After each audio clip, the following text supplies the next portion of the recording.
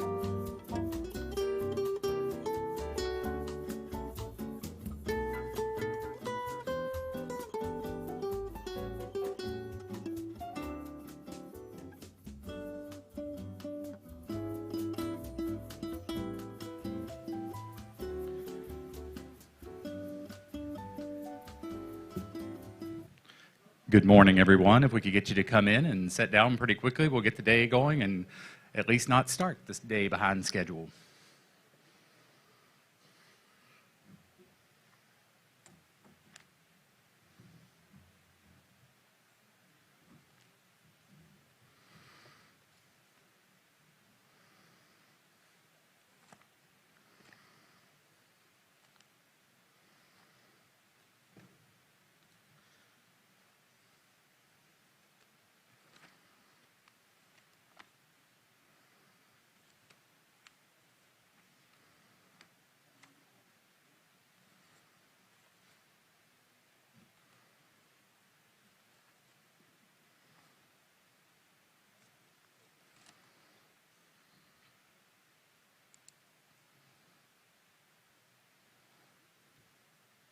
Again, if we could get everyone to gather in and begin to take your seat, we'll get the program underway.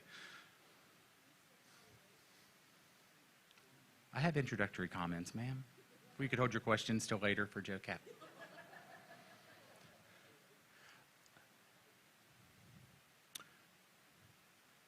As everyone is gathering in, first, let me say welcome and good morning. Very much my honor to kick off our day here at the first West Virginia Entrepreneurship Conference. It is an exciting day for all of us, I think. The turnout was great. We had people calling even this morning, and unfortunately even had to turn some people away today, which is a wonderful thing. Looking forward to building more in the morning, or as the years come. I am Bill Woodrum. I'm the coordinator of West Virginia Business Link, a program of the West Virginia Small Business Development Center, part of the West Virginia Department of Economic Development. And it's been my pleasure over the last couple years to chair the West Virginia Entrepreneurship Ecosystem Group. We're a voluntary group that formed in about 2019. And just real quickly, some quick history on where we started and where we are now. Humble beginnings. Very humble if you see Joe Kapp in a picture. So we started up at the Tech Park at Bridge Valley in Toyota Hall. As you can see, that the picture on the right there is actually everybody that was there that day. We had 30 people, and some of those people spent part of that morning telling us that they thought we were wasting our time, that this had been tried before and couldn't build out. So I'm glad today to see that the people have come together over the last 3 years, and we've proved them wrong with that. It really inspiring group that we have here today. I hope everybody got time to do some networking this morning out with our exhibitors. There'll be some more time throughout the day, but we really want to thank you for that. It has been a long, strange trip to this day. We were supposed to have this, as many of you all know, in 2020, and had to cancel because of COVID just about 3 weeks out. The planning group that was Tara St. Clair, my co-chair from the WVU and COVA Center, and I, and talking to some of the leadership, we had worked for about 8 months planning this day, and now we're finally getting to do it 3 years later after COVID. So I got to say, Delta and Omicron gave us some scares last fall, but we persevered, and I think we have persevered as a people and as entrepreneurs. We also want to obviously thank our sponsors. We had a great group of people come together and organizations and recognize the work that we're doing and support the work that we're doing from across the state. You know, from the Appalachian Regional Commission, I think we can all be proud of the economic development work, particularly in small business development and entrepreneurship here in West Virginia. I think that in many ways we're leading, I think we're leading the whole country, but we're definitely leading in Appalachia with the organizations that we have who've come together to support entrepreneurs.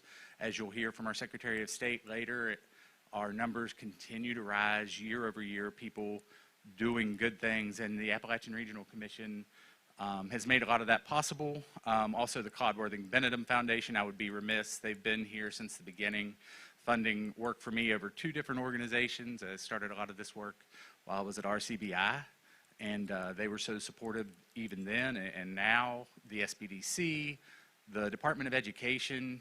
We've got to build that new generation of entrepreneurs, and it all starts in the K-12 level, and we have so many great partners in education. We'd like to thank our host city here, the city of Charleston, who stepped forward with some sponsorship. Then we have the next level down is Huntington Banks. We have the Encova Foundation, Nettle. We have the TransTech Energy Conference as a sponsor, the Business Link program. Some of you all probably see an email from me periodically with that West Virginia Business Link logo on it.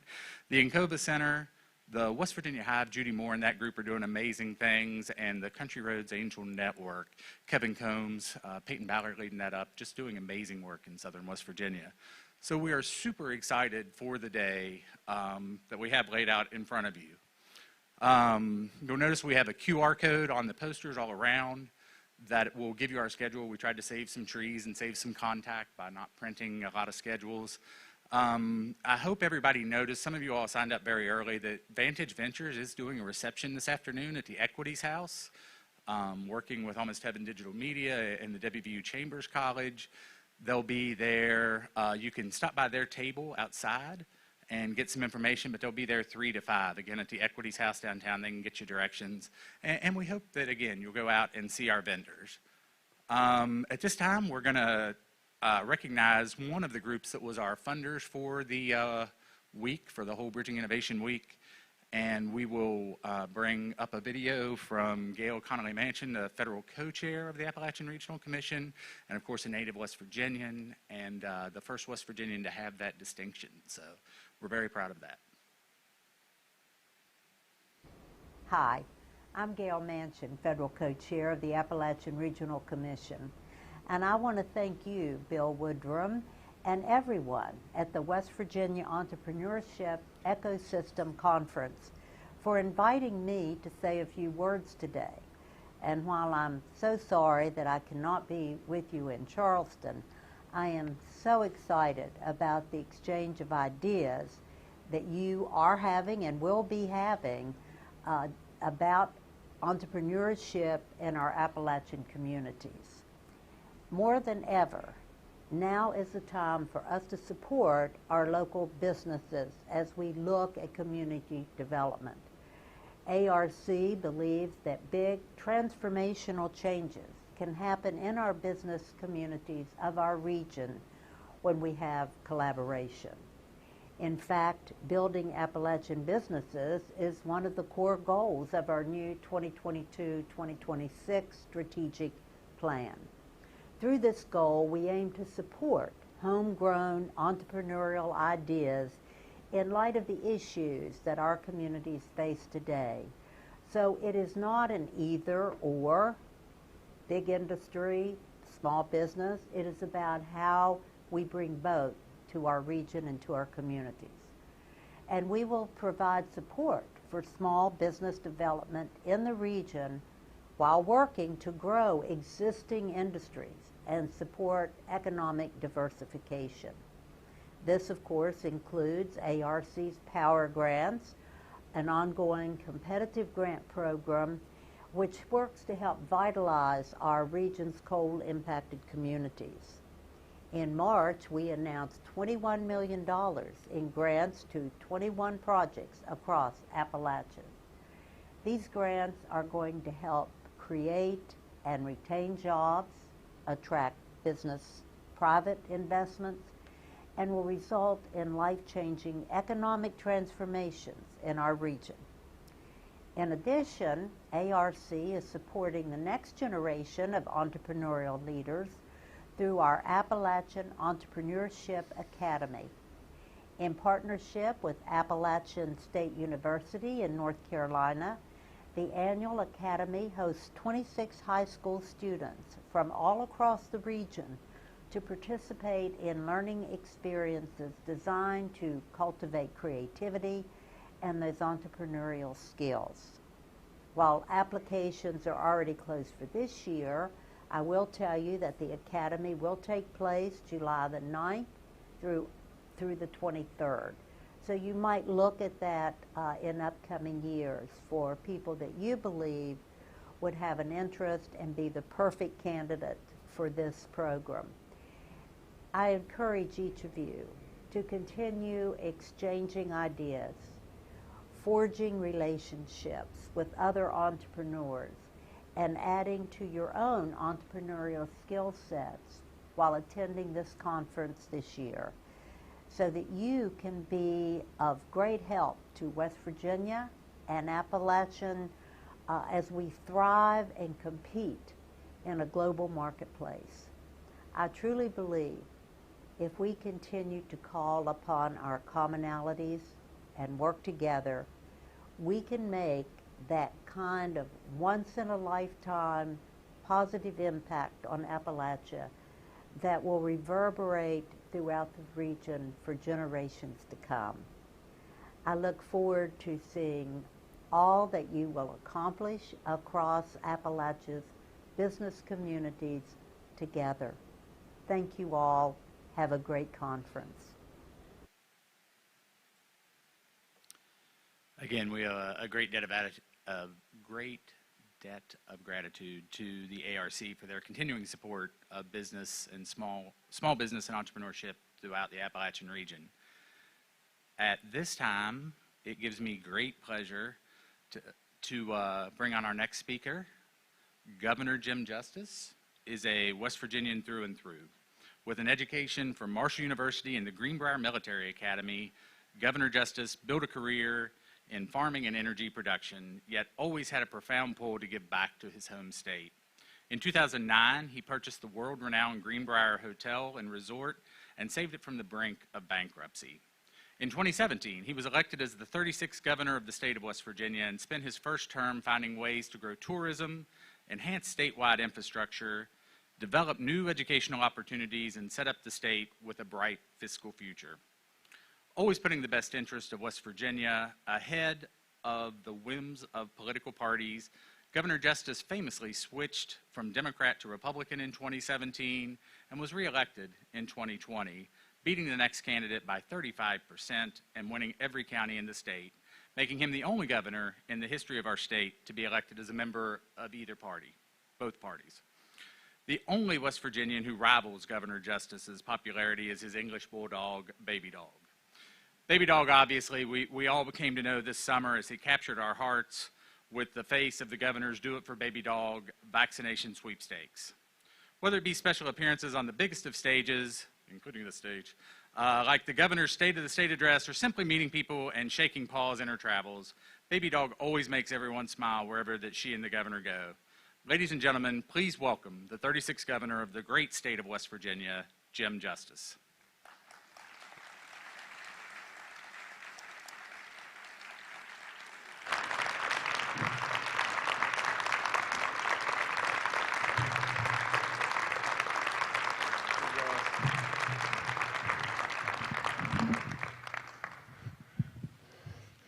Well, thank you so much for having me, and thank you for those wonderful comments.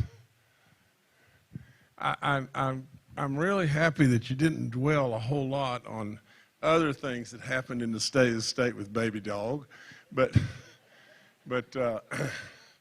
because I got myself in a little bit of trouble there. But you know, really and truly, what my feelings with Baby Dog at that moment have never changed. Really, if you'll just think about it. I've always known how good you are, and I believe that. I believe it with every single fiber in me. I've always known that we were the blunt end of a lot of bad jokes. And although some of them were pretty funny, I never really thought that they were really funny. You know, if you'll just step back and just look at just who you've been forever, and in all honesty, like it or not like it, but we in this state pitched dead last forever. Forever. Like it or not like it, it's just fact. Now, sure, there's lots and lots of different things that have happened over the last few years and that are contributing factors to what is now going on.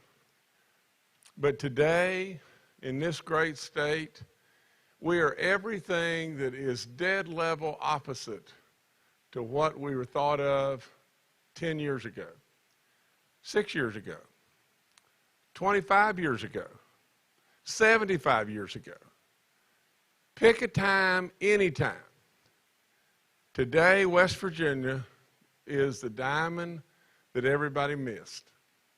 Today, West Virginia is the state that's really, really on the move.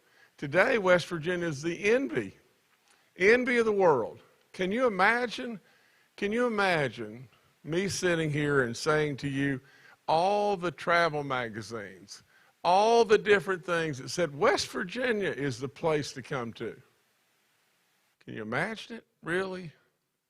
For those of you that are older than 6, you can't possibly really be honest and really imagine it. Now, with all that, going on, you deserve a lot of credit. You see, I'm the person that really believes this. I really believe that if we all pulled the rope together, we could do stuff like nobody's business. And here we are at this conference that you have, entrepreneurs. Entrepreneurs, that's a big name. A great big name for people really and truly that are just have the guts and the passion to go do something. Not everybody can be you. You know, there's people that are just designed in their life that all they really want to do is get up, go do a job, come home, get the boat, do whatever. They can't be you. Because to be you and be good at being you, you can't ever put it down, can you? You can't ever put it down. Really and truly, you may enjoy what you do and enjoy your families and enjoy your life, but if you're good, really good at what you do, running a small business or having a real passion for what you're doing, you don't put it down. In all honesty, in my life, if you decided to me, you said, I tell you what you can do, Jim. You can go to the beach and hang out, or you can go to the mountains and hang out, or the trout stream and hang out, or wherever you can go. You might as well put me in a detox machine. That's all there is to it, because it drives me crazy. No matter where I am, no matter where I've ever been, there's no way, not one day, not Saturday, not Sunday, not one day am I out of touch with what's going on. Because I don't want to be. I don't want to be. Because I love it. And really and truly, I really believe you're it. Now, not many people can be it. A very, very, very small percentage of the people. Maybe 1/3%. Maybe even less than that can be it. But you become the drivers then. You've done a lot. I see Mitch Carmichael sitting back here in the back. Mitch's personality, he's in a job right now that he is absolutely been destined for his whole life. This is Mitch Carmichael. This is his job right now.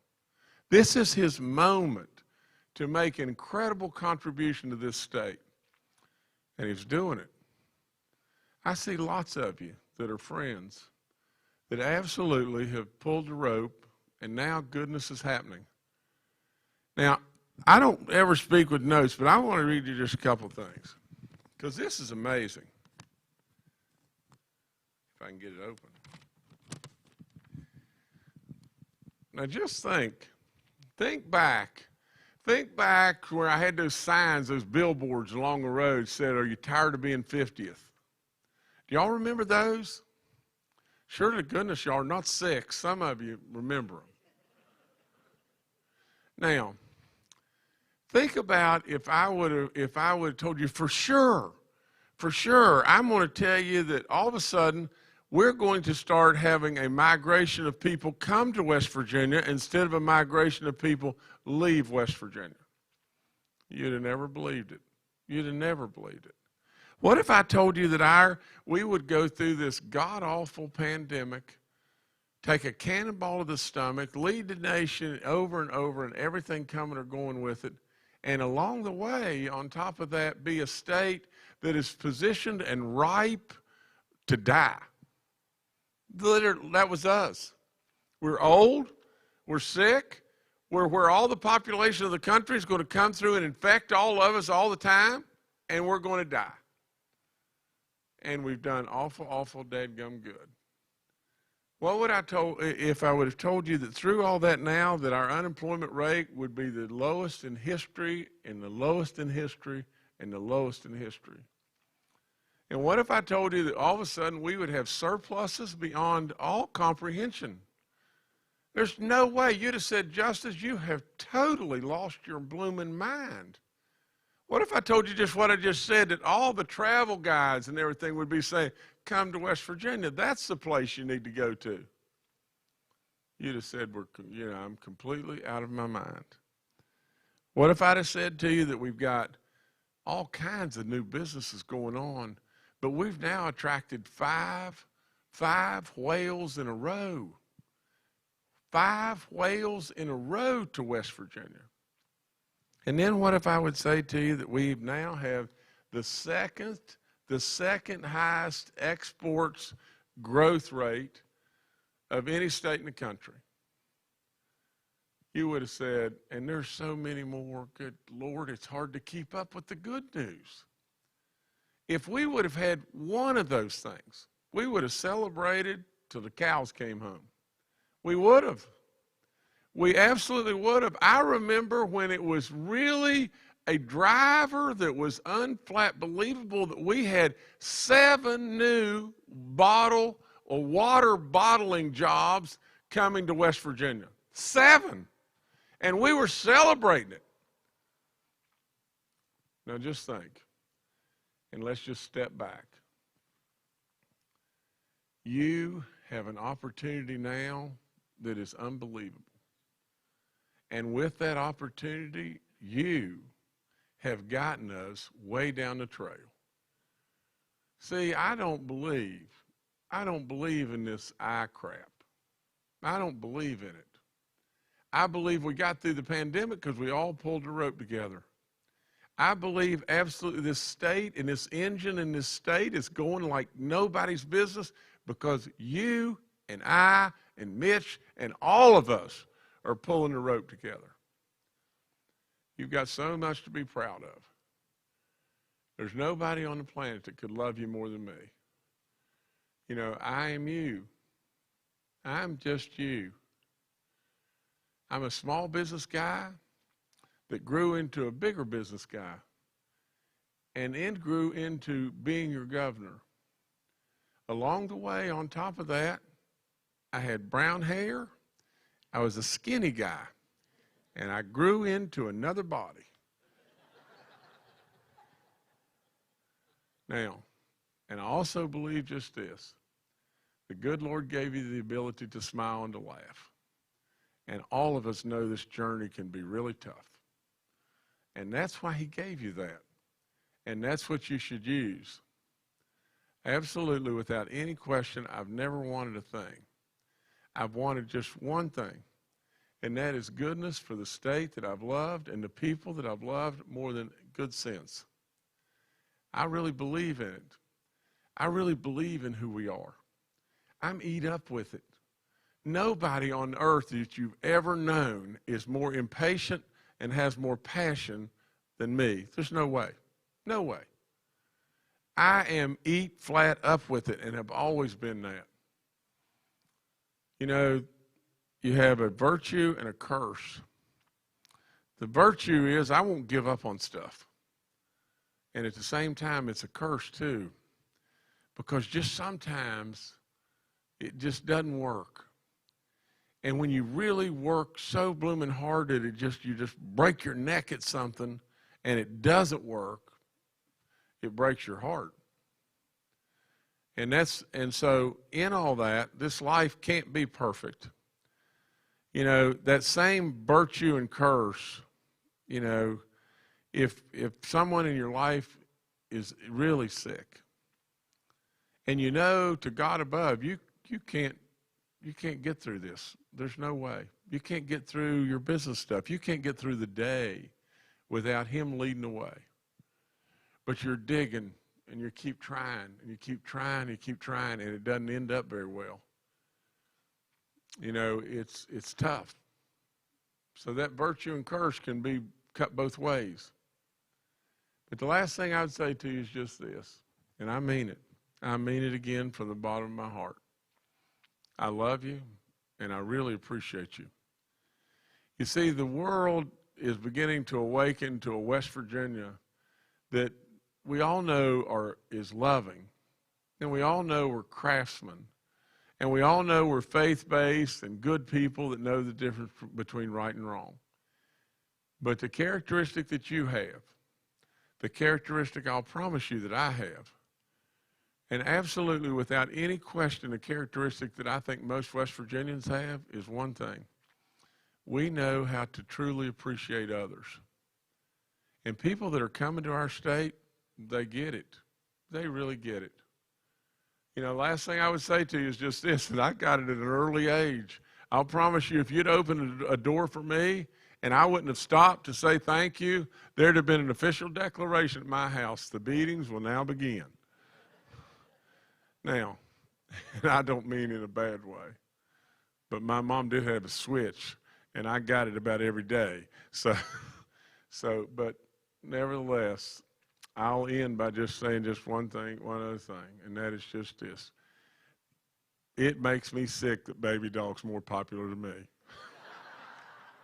You know, and I would have brought her today, and I called our people and said, you know, should I bring Baby Dog? And they said, nobody's asked for Baby Dog today, and it was a reprieve. It was good, you know. But I can tell you this, that that little dog that's not a little dog, but that little rascal does make everybody smile. And the other thing is she loves everybody. I've said it over and over. It's such a simple, simple, simple message. You know, I'm a marketing guy, but it's such a simple message that really and truly, if we could all live by it, all of us, all across this world, and I ask you before I go to keep in prayer all those that are in Ukraine. It's the most god-awful thing that I have ever seen. It's just terrible. It's beyond terrible. And again, it doesn't matter to me if you're a Democrat or Republican, Independent, it doesn't matter. I think first and foremost we ought to be West Virginians. In the same way with the D.C. crazies, that I think first and foremost we ought to be Americans. But I can tell you this. What's going on in D.C. and our leadership of our country today is really, really troubling to me. And I would say this, and I would say this to him if I were sitting here talking to him. If Joe Biden was my dad, I wouldn't let him be the president. I wouldn't let him. There's no way. You know, because I think that it's embarrassing to him and everybody. I think really what's going on in this country is, you know, our weakness that we portray and everything that has happened to us and is going on is terribly, terribly concerning to me. And the other thing is, I do not agree that whether we be Republicans or Democrats, that we should line up no matter what the issue is and just try to hit the other side. I think it's terrible. And if we don't watch out, and I just underline just this because President Reagan and my family were really good friends. Now, and I can tell you just that quick, we went from, and if I could just take you back and just bore you just a little bit more, and just think when Jimmy Carter was in office, we have a Russian grain embargo going on, 100 hostages in Iran, we boycott the Olympics, we deregulate oil and gas, give away the Panama Canal, everything in the world. We've got 20% interest rates. We've got, you know, gas prices going crazy. At that time, they went from 30 cents to $1 and something, and everybody went and buck nuts. And all that's going on. And from that time to just a very few years, we saw the Berlin Wall fall. The Soviet Union at that time had invaded Afghanistan, and absolutely the Soviet Union was the biggest power on the planet. And in a very short time, it crumbled. Why do we believe that we are invincible forever? Why do we believe that no matter what we do, we're going to be invincible forever? You know, I really honestly believe this. And when the minute you think you're the biggest and baddest and the toughest is right when you're about to get your you-know-what beat. I can tell you that I would really offer your prayers to those in Ukraine. And I can tell you that I would offer my prayers to those in government all across, here, in D.C., and everywhere. This country is so good. You are so good. But without any question, don't ever think you're too tough and too big and too powerful, because it may end up not very good. I didn't really mean to get into all that, but my last would be, you know, I would go back to Baby Dog, and I would go back to her philosophy: make people smile, love everybody. And I would go back and leave this with you. Just imagine if you were laying in the bed, and all of a sudden you just rolled over, and there's her face, a half inch from your face.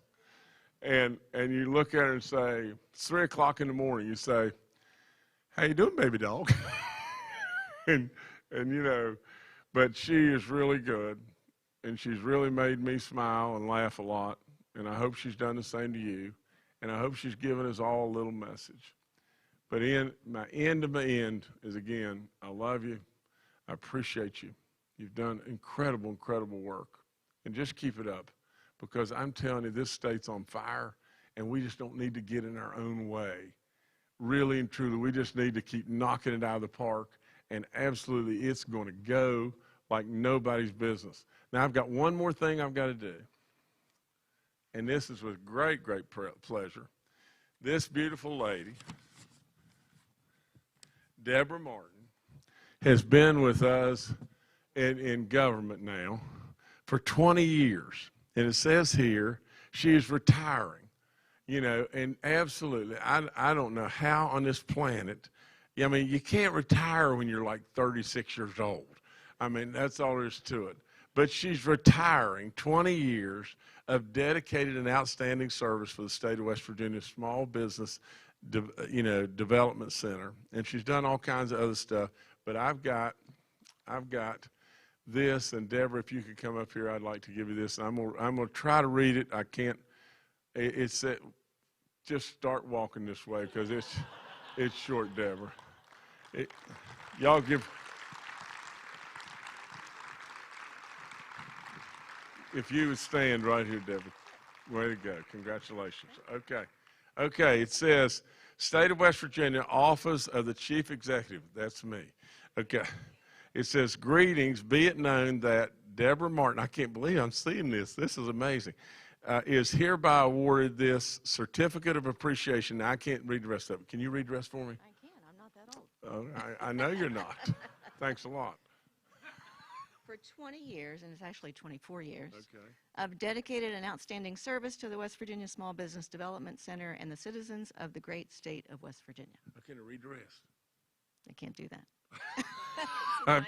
Okay, fair enough. It's got my signature on it.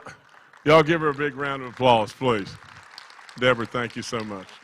Appreciate Appreciate it. No, thank you again. All right, I'm gone. Thank y'all so much. I appreciate you. Thank you.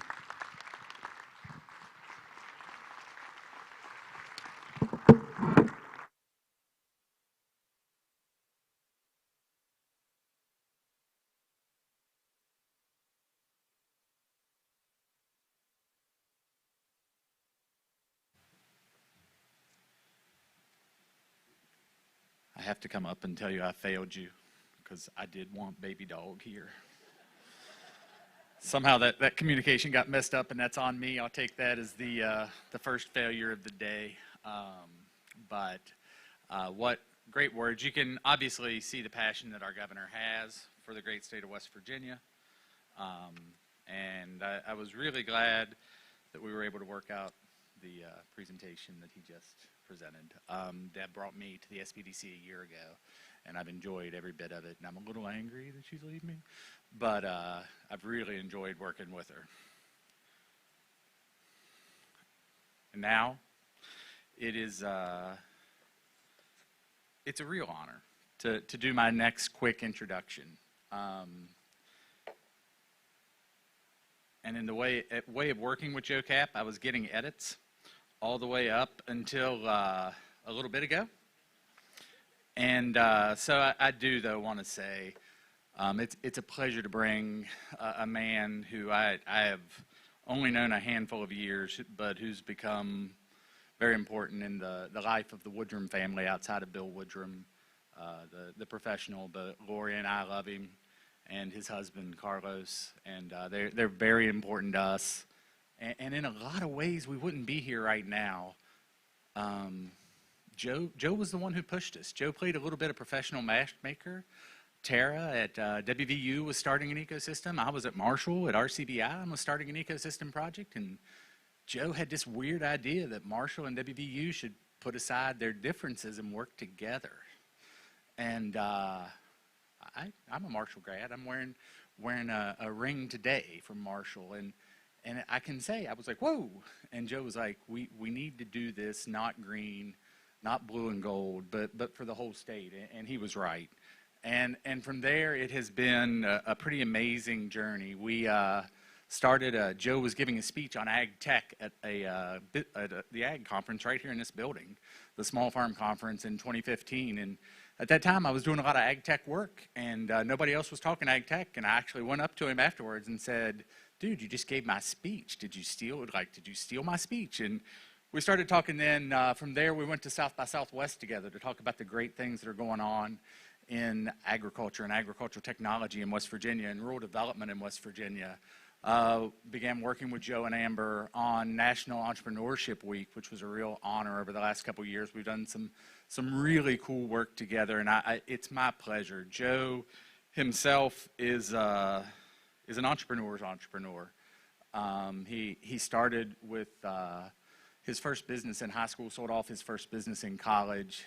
I can't take the time today to tell you about all of the business he's built, worked in, developed, but suffice it to say that Joe Kapp is an entrepreneur and has brought that to West Virginia. And I'm very gracious that he came to Eastern West Virginia Community and Technical College, helped them set up an entrepreneurial program and then an ag program, and build out with us on the Ag Leadership Council, and then helped with the ecosystem.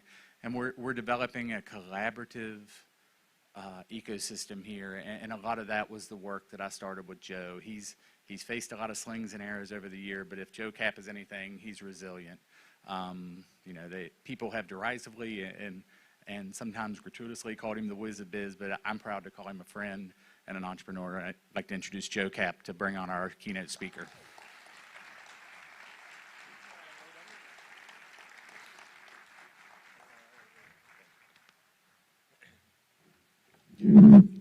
Thank you, Bill. I really appreciate those kind words. I feel like I wasted a lot of time crafting something that I didn't need to. So,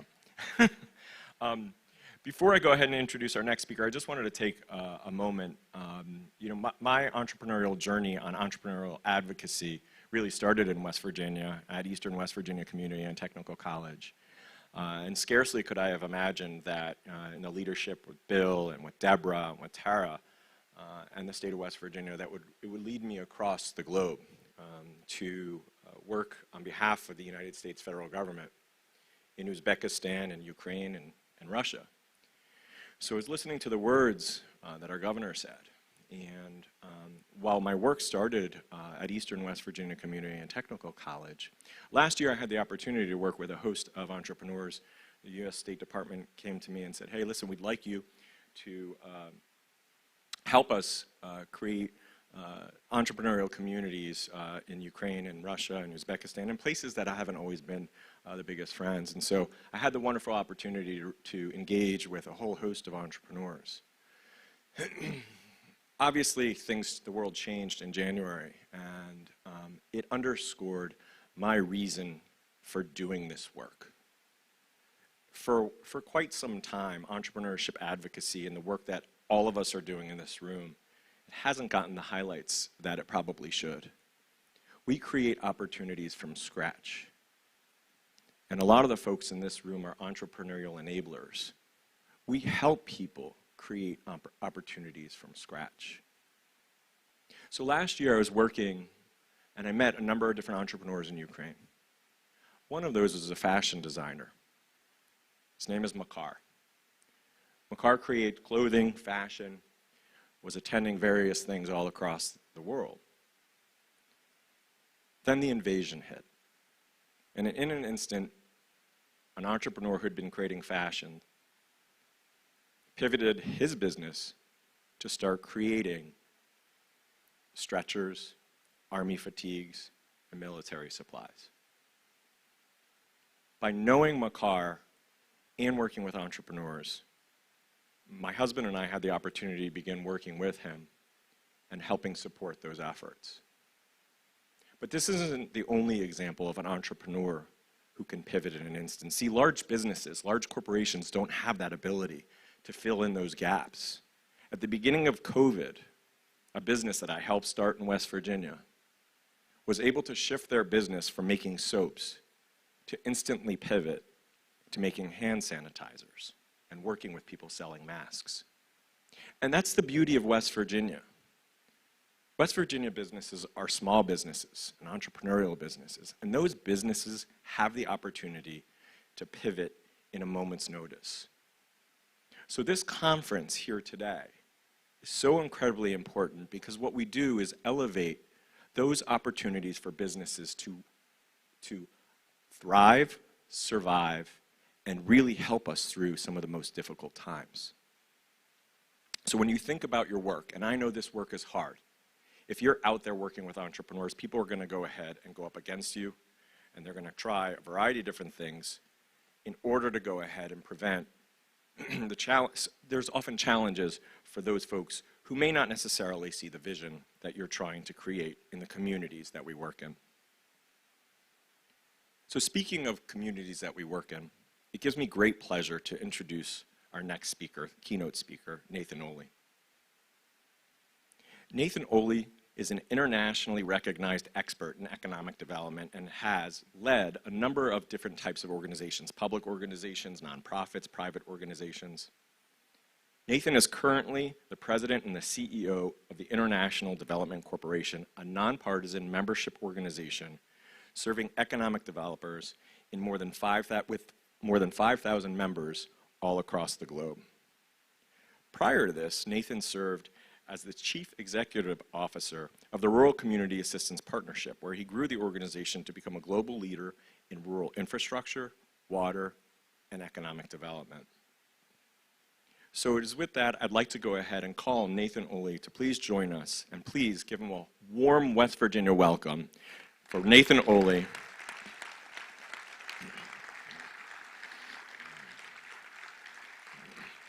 So Bill changed things up on me as well and said, hey, you're going to go ahead and do this as a fireside chat. So for those of you that don't know, there's a little fire cauldron here.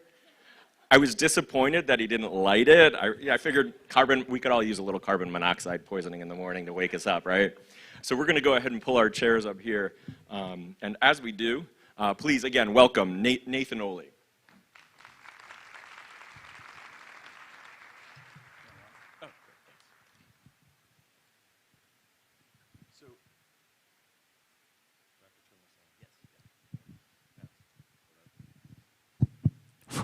Hello? Yeah. Okay. All right. You know, you get to a certain, some of you know this, you get to a certain age and all of a sudden everything changes. So here we go, put on some glasses. So Nathan, what is IEDC and why did you decide to join the organization? Tell us a little bit more. Well, first of all, I want to thank Bill and Tara, not just for having me be a part of this, but certainly for putting this together. It's tremendous to see so many people in a room together. Quite frankly, it's the first time I've seen this many people in a room in more than 2 years. And so it's just fantastic to be back in person with people. I know this went through many different generations over the past couple of years. And so the commitment that both of them put in to making this happen is just incredible. So before we start, I'd love to round of applause, please. For Tara yeah, and Bill. Absolutely.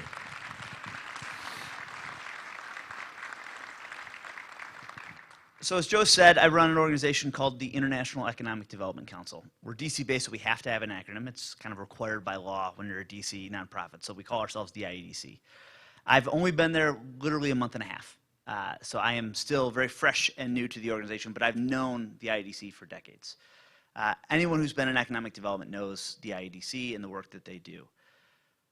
For me, the reason that I came to the IEDC, which is the world's largest economic development membership-based organization, is not just because of the work that they've done over the past 3 decades, but because of the opportunity that lies ahead. To me, the folks in this room represent the future of economic development. We are always going to have a foundation of best practices and work around economic development that have been a part of the nature of economic and community development for decades. But there's an evolving nature in what economic development is and could be and should be for communities of all sizes. And entrepreneurship-led economic development is at the forefront of that. And so I'm just really thrilled and excited to be here with all of you, to learn from all of you in this process, but also to share a little bit about what we're doing at IEDC and how we're trying to be a collaborator in this space. So excited for the conversation, really excited about the conversation across the conference, and appreciate the opportunity to be here. And I think it's also important to point out that you were also previously at the Economic Development Administration as a part of the Department of Commerce. So you actually bring a really significant wealth of experience, not just your experience in working with communities all across the United States, but also from a policy perspective and an array. Tell us a little bit more, before we dive into IEDC stuff, tell us a little bit more about your experience at Rural Community Assistance Partnership and how that sort of played into some of the thinking and evolution of your thinking. So I've done a lot of different things. I grew up in Michigan. I did economic development in Michigan. I started in economic development in 2007, which of course is the best time ever to start in economic development. And I say that, but it actually is true. Because yes, we were hemorrhaging jobs and it was a crisis situation. But you also had to be innovative in the way that you thought about how do you drive equitable economic outcomes for communities of all sizes across your state. And so I spent 5 years in the trenches at the state level working and trying to think of new and innovative approaches, building upon the existing statutory items that we have, but also working with the legislature to think about new ways to drive economic development. I got the chance to do that at the federal level at the EDA and see how federal resources can flow to communities and, quite frankly, how they're not flowing to communities and how do we help bridge that gap. And then I took this opportunity at RCAP. RCAP is it's a national network of nonprofit partners working across the United States in every state and territory with rural and tribal communities. It started out, it was founded as an organization focused on helping drive access to safe drinking water and sanitary wastewater in rural and tribal communities, and has evolved. Still, that's the core of the work today, but it has evolved to include work around economic development and entrepreneurship, to include work around disaster recovery, really focused on building capacity at the local level. And capacity is where I see the real challenge in communities of all sizes across the United States and, quite frankly, internationally. RCAP, in its focus, was fundamentally focused on those communities and the capacity of those communities to push forward economic development opportunities and entrepreneurship opportunities, ensuring that there was access to safe drinking water. But it also became a more holistic approach to these communities. You might start a conversation around water and end up talking about broadband or talking about housing or talking about economic development. That happens in every single community across the United States and internationally, because not a single one of those areas can be dealt with in a silo. And so for me, my experience at RCAP and certainly now at the IEDC is one where we have to actually build bridges. And it's a great theme of the conference, but it's, you got to collaborate. You've got to be willing to invite people to your table and show up at other people's table. And you've got to think more holistically about every piece of the work that you do and the work that others around you do and how they're interconnected and how you might be able to help move other priorities forward that also elevate the work that you're trying to do. And so I think that's what we're trying to do at the IEDC. It's certainly what we were doing at RCAP. And certainly I think what everyone in this room is trying to do from an entrepreneurship standpoint. So Nathan, you're a visionary, you're a leader in this area. Talk a little bit more, there's been conversations about economic development and entrepreneurship, but talk a little bit more about your focus on entrepreneurship as a part of economic development. Because the folks in this room have a good sense of that, but I'm not so sure that we always sort of tease that out in terms of, so why is entrepreneurship an important tool in the proverbial economic development quiver? So to me, the history of economic development has typically been one around smokestack chasing. We're going to go after a big business, a big industry. We're going to drive jobs through that industry or through that business. That certainly is still a part of economic development, and I think will always be a part of economic development. But I think what we've come to realize, and has been exacerbated and probably accelerated through COVID, is that the ability of communities to pivot and to make sure that they can create wealth locally is driven by small business growth and entrepreneurship. That small businesses are the heartbeat and DNA of every community. And if we are not setting up an ecosystem that allows for small business and entrepreneurship to grow and thrive in every community of every size, we're leaving folks behind. And so to me, entrepreneurship is at the heart of equitable economic development outcomes. It provides opportunities. You're providing a platform and structure for small business growth, for entrepreneurship to grow and thrive, for innovation to grow and thrive. And that is going to look and feel differently in every single community. I used to say all the time at RCAP, and still feel very strongly today, when you've been to one community, you've been to one community. There are unique and interesting things about every community, and there are similarities between both rural and rural, but rural and urban, tribal and rural, tribal and urban. But you have to be willing to understand that every community is going to have unique attributes, and you've got to put together a structure and build capacity around opportunities to drive small business growth to ensure that communities, not just the whole community, but every piece of that community has an opportunity to grow and thrive in whatever way they want to grow and thrive. That is going to look and feel differently based on where you are and what assets you have in that community. But if you're not spending time focused on how do you build a system that allows for entrepreneurship and innovation to grow and thrive in those communities, then you're leaving people behind. And one of the things that you mentioned, and we've heard it here now a couple of times with the amazing leadership work of Bill and Tara coming, in a collaborative way. The Secretary, we'll probably hear in a little bit, the Secretary of State's office being collaborative and working with the Department of Commerce. The role of collaboration, why is that important in today's environment? Why is that something that we really have to consider as it relates to not just a collaborative relationship within West Virginia, but how that relationship exists more broadly across Appalachia and even more broadly from a national and potentially even global perspective? What are your thoughts on that? So to me, the nature of the way that we work tends to be competitive. People have a natural competitive spirit and competitive energy to the work that they do.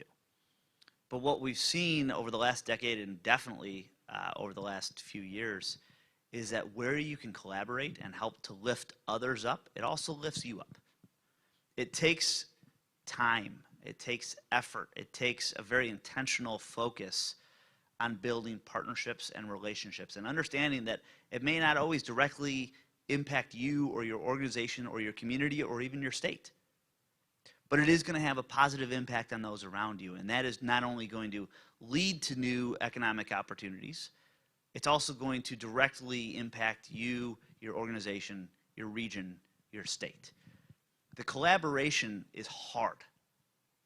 It's much easier to say, I want Michigan to do great and I want Ohio to not do so great. It's much easier to do that. But when you take the time and effort to sit down, to learn about what others are trying to accomplish, to understand their priorities, to understand how those priorities might affect your own priorities, you understand that everyone else is human, and they're trying to do very similar things to what you're trying to do. And you heard the governor say, it's not about me or I. It is about the we. And in economic development, we have not always been great at the we. And so we've got to spend the time and effort to understand not just what's going to benefit us in our community, in our region, but what is going to affect and provide opportunity for those around us. How can we play a role in doing that, and how can they play a role in doing the same for us? It's not easy, and it in some ways is counterintuitive to the way that we think and the way that we operate. But the more that we do it, the better and more equitable outcomes we see.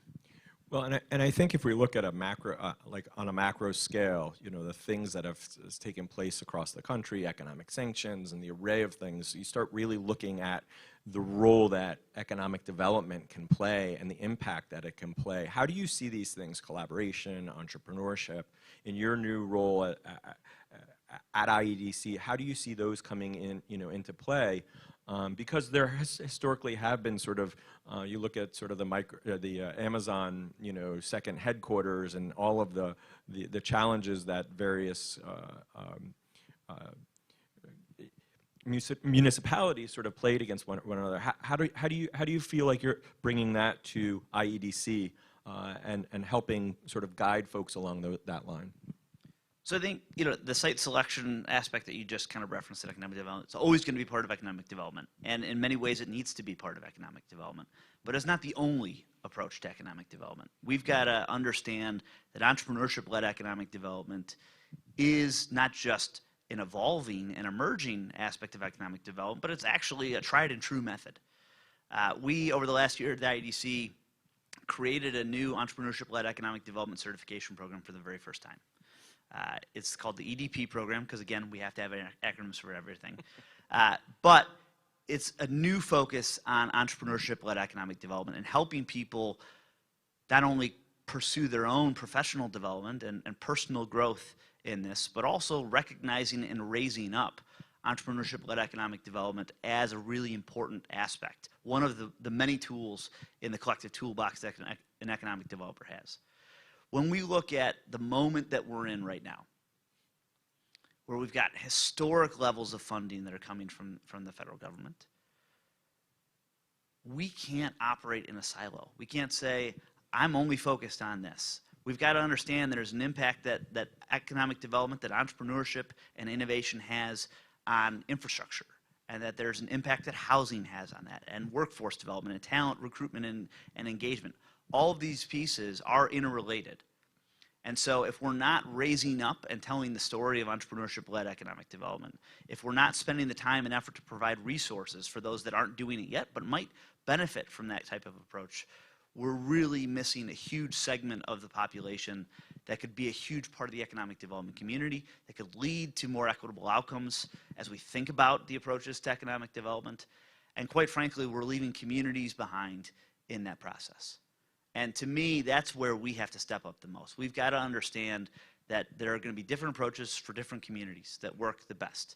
But if we can provide the tools and resources, the messaging, the storytelling, quite frankly, behind all of these things to help communities understand what those opportunities could be, to come alongside that and help them build capacity where they see those opportunities to take on new approaches or new challenges, and to ensure that we're lifting them up in that process and not leaving them further behind, it's critical, not just here in the United States, but internationally, to making sure that we can drive those outcomes. So you mentioned the historic levels of funding. Can you just dive into that a little bit more? I think you probably have a good understanding, maybe probably one of the best, as to what that looks like and help people understand a little bit more what that means.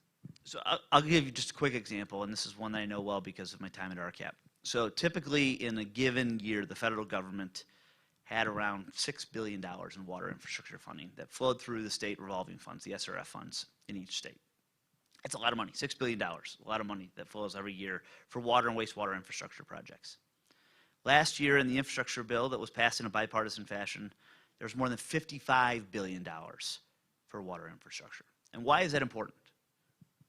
2 million Americans today don't have access to safe drinking water. Let me say that again. 2 million Americans today don't have access to safe drinking water in their community. And that hits communities of all sizes, from the Flint, Michigans, all the way to the Alcovy Shores in Georgia. That type of investment, $55 billion, is transformative. It is generational. And it's not the only infrastructure funds. There's broadband funds that are generational investments. And I use the word investment because it has to be that. It has to be an investment in communities. And if we collectively in entrepreneurship and economic development are not engaging in those conversations alongside communities, we're going to miss out on a historic opportunity to re-engage, to re-envision what our communities can be, should be, will be in the future. If we don't step to the table and be a part of those conversations, we are missing a gigantic opportunity, one that may not come for the rest of our lives.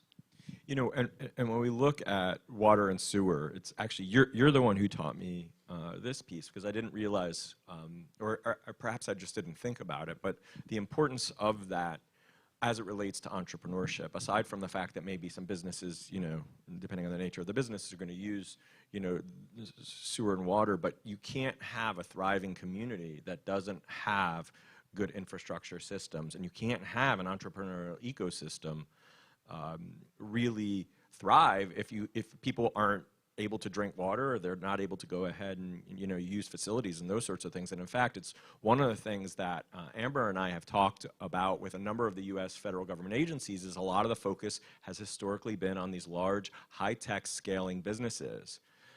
And oftentimes what they forget are these sort of, I hate to use the word mom and pop because it does a huge disservice to these entrepreneurs, but these smaller businesses that that really help revitalize our towns. It's the Main Street storefronts and those sorts of things, and in particularly in communities all across the United States, retail locations have, as a result of COVID, have seen, just devastating economic impact.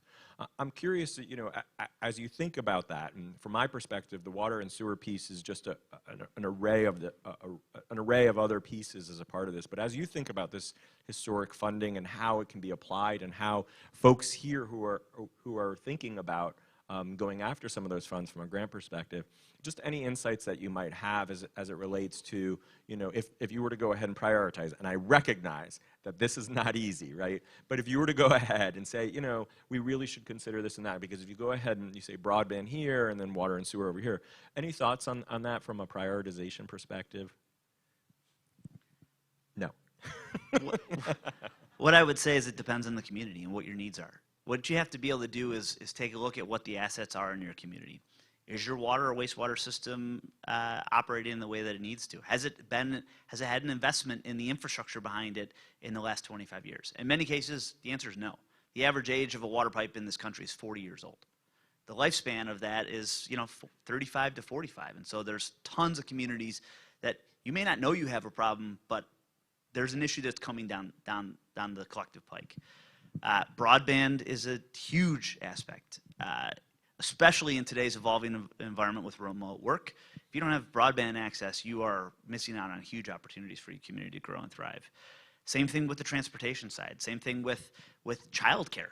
I think childcare is the most under-talked about issue in our country right now, especially as we're thinking about remote work opportunities, where we've got parents that are working alongside their 4-year-old or their 8-year-old or their 12-year-old who at one point in time was trying to do school at home, or even when they're coming home from school. How do we make sure that childcare and this infrastructure behind childcare is taken care of? But what I will say is you've got to know your community. And if you don't know your community, you've got to engage in your community and understand what both the assets are and what are the things that you really need to spend time and invest resources in long term. So I will tell you there's not one major priority because it's community by community by community, but the priority should be engaging in those larger conversations with people that maybe you've never talked to in the past. It's interesting here in West Virginia, having spent a lot of time here in West Virginia and looking at things, from a collaborative approach, but also West Virginia is probably one of the most rural communities within the United States, and looking at at it both from the perspective of being a rural community. One of the things that we found was, as a result of the network that's created here, that Bill and Deborah and Tara and WVU and Marshall, that whole network really sprung into action when COVID hit. And you talk about broadband, the importance of broadband. It's really touching on all of those things: water and sewer monitoring of those sort of things, education, healthcare, all of those various aspects. I'm curious, with your time over at RCAP, are there 2 or 3 ideas that rural communities can really look at? I mean, obviously the collaboration piece is a significant one, and that's a testament to not only just the work here, but also some of the things that we've heard from the governor about tourism. And I personally know a lot of the initiatives that have taken place across the state, but you're probably one of the best subject matter experts. You've written a chapter for the Federal Reserve. Any thoughts as it relates to West Virginia as one of the most rural states as they continue down a path of thinking about entrepreneurship? Any thoughts on how they can go ahead and continue and really elevate their leadership role in this? So I think one of the biggest areas that all of us collectively need to work on, but certainly West Virginia can be a leader on, is actually talking about what does entrepreneurship look and feel like. most people, if you talk about entrepreneurship, the average person who maybe isn't involved in entrepreneurship thinks of high tech, high growth. We're going to really drive venture capital into this company, and we're going to just knock the socks off and build a huge company. It's the next Google. What I see in economic development, especially in rural and tribal areas, is that entrepreneurship looks and feels differently in every area. And oftentimes it's the really small business that is not looking to grow to be 500 people. Maybe they're looking to grow to be 10 people. And the growth of 10 people in a community of 500 is much different than the growth of 10 people in a community of 500,000. And so we've got to collectively come together to talk about what does entrepreneurship look like and feel like, what does it mean, and how do we build opportunities where we help build 5 companies that have 10 people, as opposed to 1 company that has 50 people. How do we provide opportunity, the structure, the resources, the content for entrepreneurs to grow and thrive in communities of all sizes, to look and feel, to understand that they're serving their community as an entrepreneur. I think oftentimes we think just strictly on the business side of what is the entrepreneur doing, what is the business doing for the community, and you don't take a community aspect to it of what does that business mean to the community. What is your ability to provide, to go from providing soap to hand sanitizer in a community when it's a huge need? What does that mean to the community, and how do we tell that collective story? And so to me, the storytelling aspect is really the most critical. In West Virginia in particular, when we're talking about rural and tribal areas, especially rural areas, has a real opportunity to lead the conversation around what entrepreneurship is, what it looks and feels like, and how do we help support entrepreneurs and small businesses to ensure that communities of all sizes have opportunity, people can live and work and enjoy their families in these communities and feel like they're contributing to the community, even if it's a private sector company that has other growth opportunities. Yeah, I think that's a good point, and then I'm going to hand it back over to Bill in just a second. But, you know, what's really fascinating, and I have the opportunity over the last 7 years to see and speak with a lot of different people, and, you know, the changes in the economy that are coming down the pike means that a lot of the traditional industries that we're familiar with are going to be changing drastically. You think about autonomous driving vehicles, you think about the nature of retail, you think about the future of agriculture. And West Virginia has had experience. It's not always been the easiest experience, but how do you transition? How do you change an economy? And I think that West Virginia will be able to continue to serve in a leadership role to not only just show the country, but also questions that we get, that I get, and that you probably get from international rural communities about how do you go ahead and reinvent yourself? How do you reinvent a community? How do you reinvent a state? And that's actually one of the most significant leadership opportunities that I think that West Virginia has, is the ability to be able to show the world how to reinvent itself, because things are going to continue to change. They're just going to continue to accelerate. And Bill and I had the opportunity to do an event on the future of entrepreneurship with the Aspen Institute and the Chief Innovation Officer over at the Small Business Administration. So the metaverse is going to be coming down the pike. What are the ramifications for that, for workforce development? And I think West Virginia has a unique opportunity at a golden point in time to really show the world. So Nathan, thank you so much for joining us for this fireside chat. And Bill, I'm going to hand it back over to you.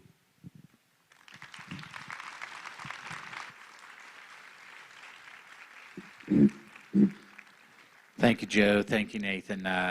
Really important words, and I feel blessed. I know that West Virginia shares your passion for broadband and broadband investments. Secretary Carmichael and the legislature, that's something that was brought forward and has been brought forward and is becoming quickly reality in West Virginia. The investments are being made. We're going to give you all 5 minutes. So, well, I'm going to give you 3 minutes, so only take 5 minutes. 3 minutes to get our panel up here on stage. We're going to bring back Deborah Martin to moderate for us. I don't have an award to present to her this time, but we will bring her back up to moderate, and then we're going to have a great response panel of West Virginians. We'll invite Joe and Nathan to stay on the stage if they would like. But again, 3 minutes. So be back here in 5 because we're starting in 5 minutes.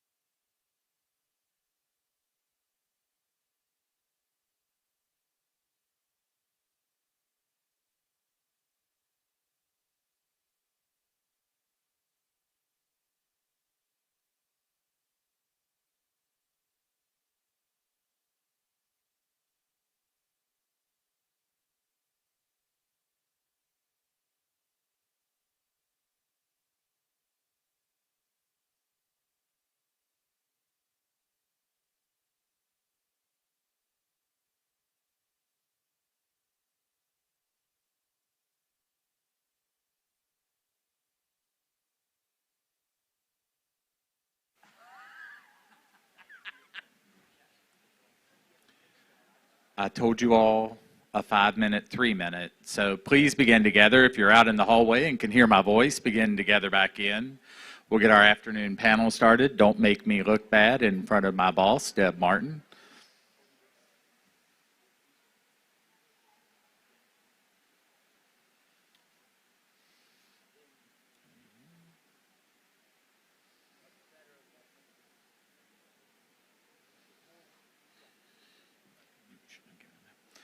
Again, if you could start together back in from the hallway out there, we would appreciate everybody coming back in. We can start the program in just a couple minutes.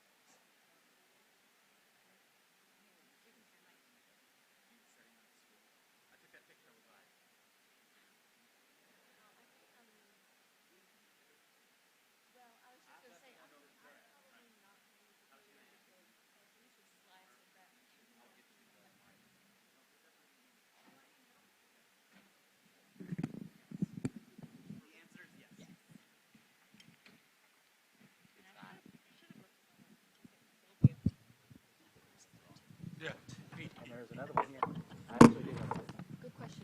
Gotta get Joe up here. Hey, Joe? Joe, you're late again?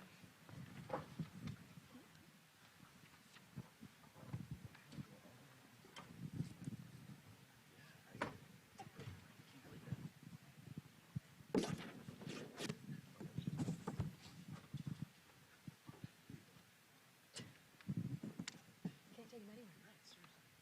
Sit down.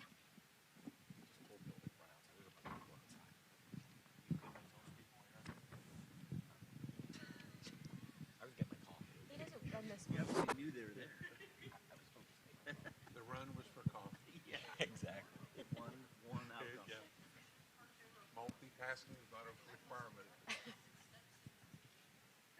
him out there. Just waving him.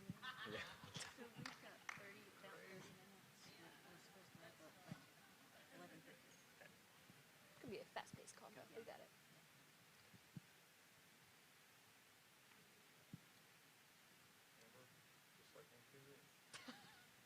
I really didn't know I was on commercials. Thank you. There was a video for the high school business bill, and apparently I'm on PBS every night. Really? Yeah. I don't know. We need to get a picture of I that. don't know. Just turn on PBS, you can see it all the time. That's so embarrassing. Let's see that. I'm gonna go look It's all Tara's fault. He's hurting. The cat. Maybe if people hear somebody talking.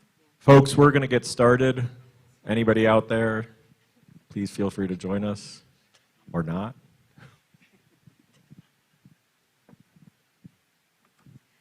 So I think that Nathan Ohle's last point in that last session was a really great opportunity to segue into the theme of this panel, which is going to be removing barriers to entrepreneurship in West Virginia. And so we have a panel of folks here to talk about that topic. I think the one position that everyone in this room can probably agree on is that entrepreneurship is going to be critical in West Virginia's economic development in the coming years. And so to achieve that is going to take effort at every level, from the policy level to educational changes to the service providers who are out there on the front lines working with entrepreneurs in the communities. And we have representatives on this panel from each of those constituencies, and what I would like to do is have each of them introduce themselves, and if you would tell us what excites you most about the emerging entrepreneurship culture in West Virginia. So if we could start with our representative from state government, from the Secretary of State's office, Mike Queen.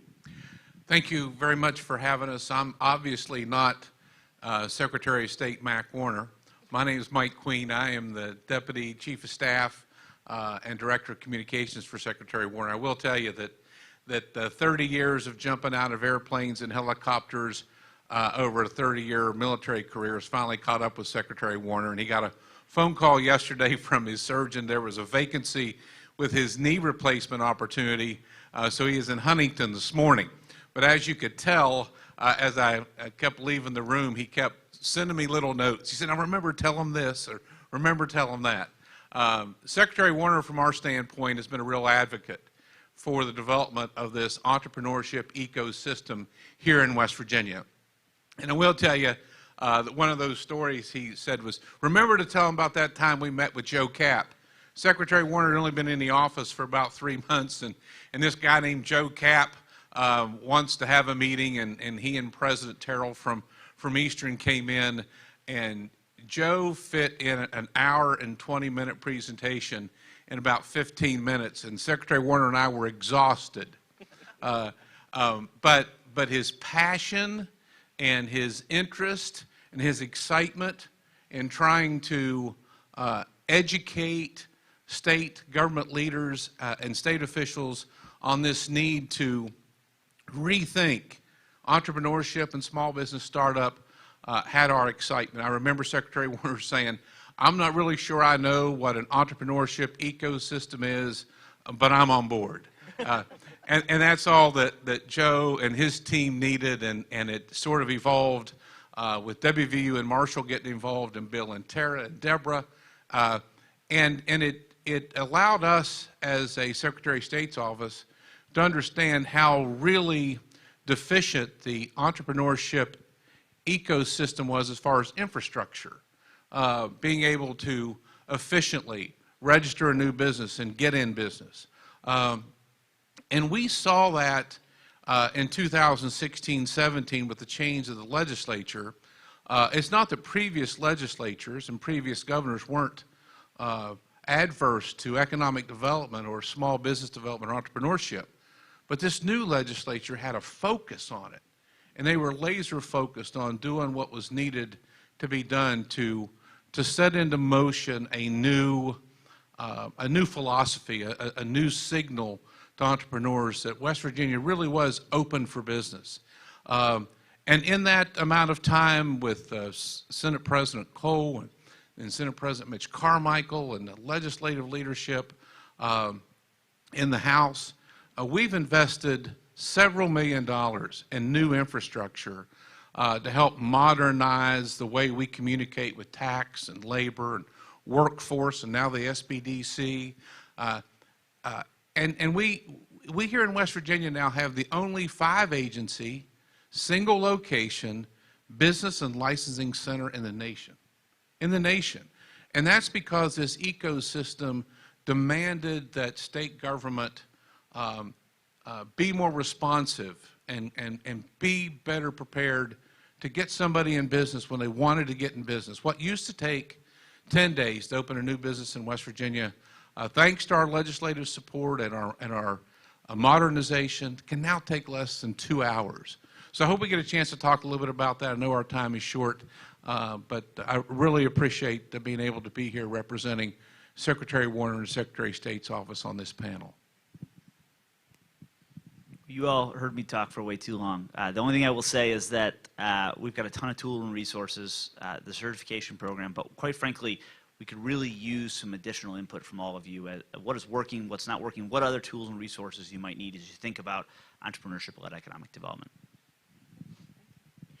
You've also heard from me, but I just want to underscore you know, the Secretary and the entrepreneurial approach that the Secretary of State's office and you, Mike, and the rest of the team, because it really is a shining example of how government can work and can work really, really innovatively and collaboratively. The fact of the matter is it didn't hit me until I met with you guys that at the end of the day, entrepreneur has to go ahead and register their business at a Secretary of State's office. And it's a single point of entry, initial point of entry. And what you guys have done is nothing short of amazing in terms of being able to help people get through that process. And not only get through that process, but there's a handoff that takes place for entrepreneurs so that if they need additional resources or have tax questions or other, it really is so innovative. And I applaud you and I applaud the state of West Virginia because it really is, it's fantastic. Because you remove just another one of those barriers and those obstacles, which is the other piece I just want to say is that West Virginia has the opportunity to rise to meet the moment. If you read anything about entrepreneurship and you read about anything about careers, what we're finding is that in absolute huge numbers, people are leaving their current jobs in order to go ahead and follow a path. As a result of COVID, as a result of being home, as a result of flexibility. I had an opportunity to go ahead and speak here briefly, very briefly before this with Carrie White over at WVU, and we were talking about the students that are now coming through to learn about entrepreneurship. Gene Colson, if you don't know Gene and his organization EntreEd, K through 12, we have a responsibility, and what I'm excited about is how West Virginia can go ahead and lead the nation and probably the world in entrepreneurship education. How do we go ahead and cultivate the next generation of entrepreneurs? It's great that we go ahead and make money, have the opportunity to build businesses, but we also have a responsibility, and that responsibility is to create a vibrant ecosystem that allows the students that are coming behind us to create new jobs, new opportunities, and things that we just aren't even aware of. So from my perspective, the opportunity for West Virginia to continue both from a government perspective, but also from an education perspective. Joe teed me up really well. So my name's Amber Ravenscroft. I'm the manager of innovation for the Adventure Group. We're an education nonprofit based in Morgantown, and we focus on problems of practice in the space of K-12 education, but also spans to K-16. So what I'm really excited about in the state, Joe kind of mentioned this, is this growth of entrepreneurship education beginning from pre-K on. We've seen investments from our federal agencies, the Appalachian Regional Commission, through our partnership with EntreEd. We're working on a 7-state region to do K-12 entrepreneurship across Appalachia. And within this state, we are supported by ARC and the Department of Education in building an entrepreneurship pathway. It's one of the first policy-based pathways for CTE across the nation. And so with Joe and I's work with National Entrepreneurship Week, we continue to see this focus on the pipeline of entrepreneurs in our communities. And I really believe the next generation is going to revolutionize West Virginia's economy. So I'm most excited about that. I think we have just an incredible group of young entrepreneurs coming up that will need your all support. My name is Ben Queen. I serve in the West Virginia legislature. I was going to say I'm the lone soldier left, but it's exciting to see Kayla Young. She represents Kanawha County. I represent Harrison County in north central West Virginia. This is year number 6 for me, and I have the awesome honor to chair our Small Business Entrepreneurship and Economic Development Committee in the State House. I think what is most unique for me is I get to sit in this chair of 1 of 100 and get to prioritize all the spending. I get to prioritize and face criticisms from the left and from the right and how taxpayer dollars are involved with economic development. The only thing I know is a Governor, Jim Justice. He's the only governor for my 6 years that I've been able to work under, and I will give him credit for dreaming big. This legislature over the last 3 terms has made substantial investments in economic development. I don't think there is any thought otherwise. But the criticism is when you come from a small state, what are the priorities, right? We have all this federal money for infrastructure, and I'll be frank, I didn't realize how important infrastructure was until you get a list from every city and every county says these are my priorities, And while we have, you know, $600–700 million to spend on water and sewer, it gets eaten up very quickly. And I think that's why, especially if you work with cities and counties right now, it's so crucial to be talking about the projects, talking about the infrastructure, not only replacing new infrastructure, but developing new infrastructure. And I'm pretty proud to be a cheerleader when it comes to economic development in this state. I think you all in this room realize what it takes to maybe make a flat piece of earth.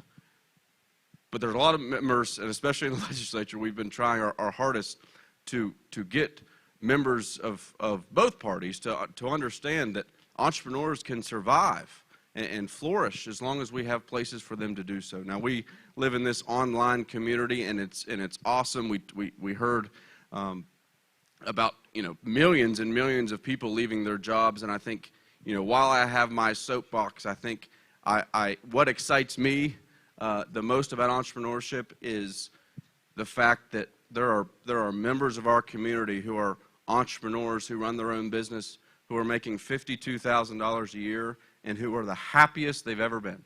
And I think that's something that we don't celebrate enough. And I know in state government you always hear of the new cores and you hear of the electric bus operator coming to Charleston, but I don't think we do enough to celebrate the small businesses. And I think sometimes the criticism falls on us too. We don't celebrate their success. We always want them to get bigger, right? We always want them to hire more people. But what we don't understand, and I think a lot of people in here understand, but what we don't realize is they're happy. They've got 3 employees. They're making a living for their families, and they're living their dream. And I think that's what we all want too. And for entrepreneurship in this state, there's thousands of small business being registered in the Secretary of State's office, more than we've ever seen. And these are, you know, my father, this is awkward for me to be, this is the first time, so let our I think it's awkward for you. Yeah. I am your father. I think I got to ask him for my budget, approve my budget. What the hell's up with that, man? I think it's awesome that people are truly making the choice to leave their career and start a business, something they've been waiting 10 years. And for the last 2 years in COVID, we've realized, you know, I can finally do this opportunity. And I think it's so exciting in West Virginia to see so many people chasing what they love, and so many people in this room. You know, 6 years ago, I didn't see the passion of entrepreneurship like I do now. So it's very, very encouraging. So congratulations to everybody who've pulled this off. Thank you all. We've heard some good examples of barriers that have been lowered to date, and what I'd like to hear next is, what do we need to do next? What are some of the barriers that are remaining that we need to be thinking about addressing next? And Mike, do you have thoughts about that? Sure. From the tactical perspective? Well, it's important for government to stay in our lane, right? And we learned this from the legislature. The legislature funds state government, and then they get out of our way. And then they hold us accountable, right? And that's what we need to do with the ecosystem, with the practitioners. With the infrastructure that we're trying to put in place, I mentioned to you the West Virginia One-Stop Business Center, the first 5-agency, single location, business and licensing center in the nation. That idea had been around for a long time, 13 years before we came to office, but it was that attitude and priority and funding from the legislature. Legislature said, here's the funding, work with the other agencies. The governor, he wasn't quite as diplomatic. He just told his people, you're going to do this. And they were easy to work with, and we did it. We had to expand. We saw that there was a need for additional in-person opportunities. So we expanded into 2 regional offices we call business hubs, one in Clarksburg and one in Martinsburg. Again, to further eliminate those barriers and give people access to in-person services that were needed. Right now we're in the process of moving our Clarksburg office that we've had the last 3 years in temporary locations into the state office building in Clarksburg so we can be right next to the state tax department. We've been waiting for that opportunity for a long time, and now we have that. It's the same thing with, we've outgrown our Charleston location, the West Virginia One Stop. So we're looking for for more space, convenient space. And we are customer oriented. We want to make sure there's plenty of parking, easy access. And so those are the kind of barriers we're facing now. We are the first point of entry for small businesses. And the legislature has created the opportunity to encourage sole proprietorships to register with the state. That's not really been a requirement in the past. Sole proprietorships just are registered with their state tax returns, right? But we want people to know that we won't abuse their information, and once you enter that database, then they're game for you all to be able to communicate effectively. And we've learned that with the ecosystem and the meetings that we've had, and folks like Mary Hunt encouraging us to let's find out what the data is and what it says, and who are starting these companies. What kind of companies are they starting? What's their focus? We can collect all that data and administer that as the infrastructure for entrepreneurship to make it easier for you all to be able to take that information and work with it. Up to this point, it hasn't been done. It isn't fine-tuned yet, but the legislature has given us the funding, and we are accountable to them to keep them updated on how that is proceeding. So we're excited about that opportunity. I will say just for a minute, if I can segue, to kind of show you the refocus and the dedication that state government and our offices could have, I'd like to ask for the West Virginia One Stop folks and the Secretary of State's office folks to please stand and be recognized just for a minute. I hope you'll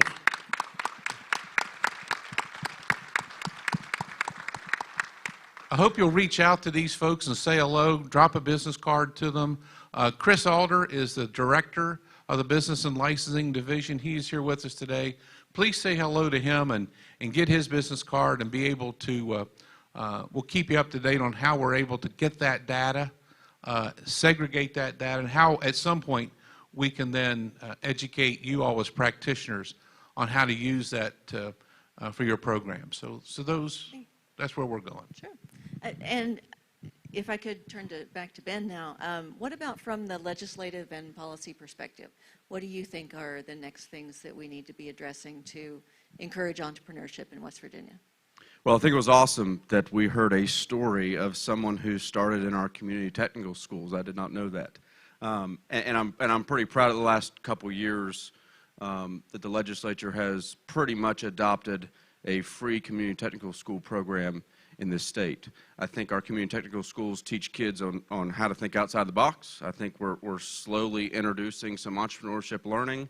And while it's controversial, I'll say that before I speak out loud here, I think education is something the legislature needs to be involved in. And I think requiring some sort of a course on entrepreneurship, or at least a business class, not only in the high school level, but a middle school level as well, will allow entrepreneurship to be fostered within our school system as well. I for some reason, that sometimes gets controversial, but I'm a big believer in allowing kids to think outside the box. I mean, I started my own business in middle school. I had no idea what I was doing. And I think surrounding myself with some support that says, hey, that's okay.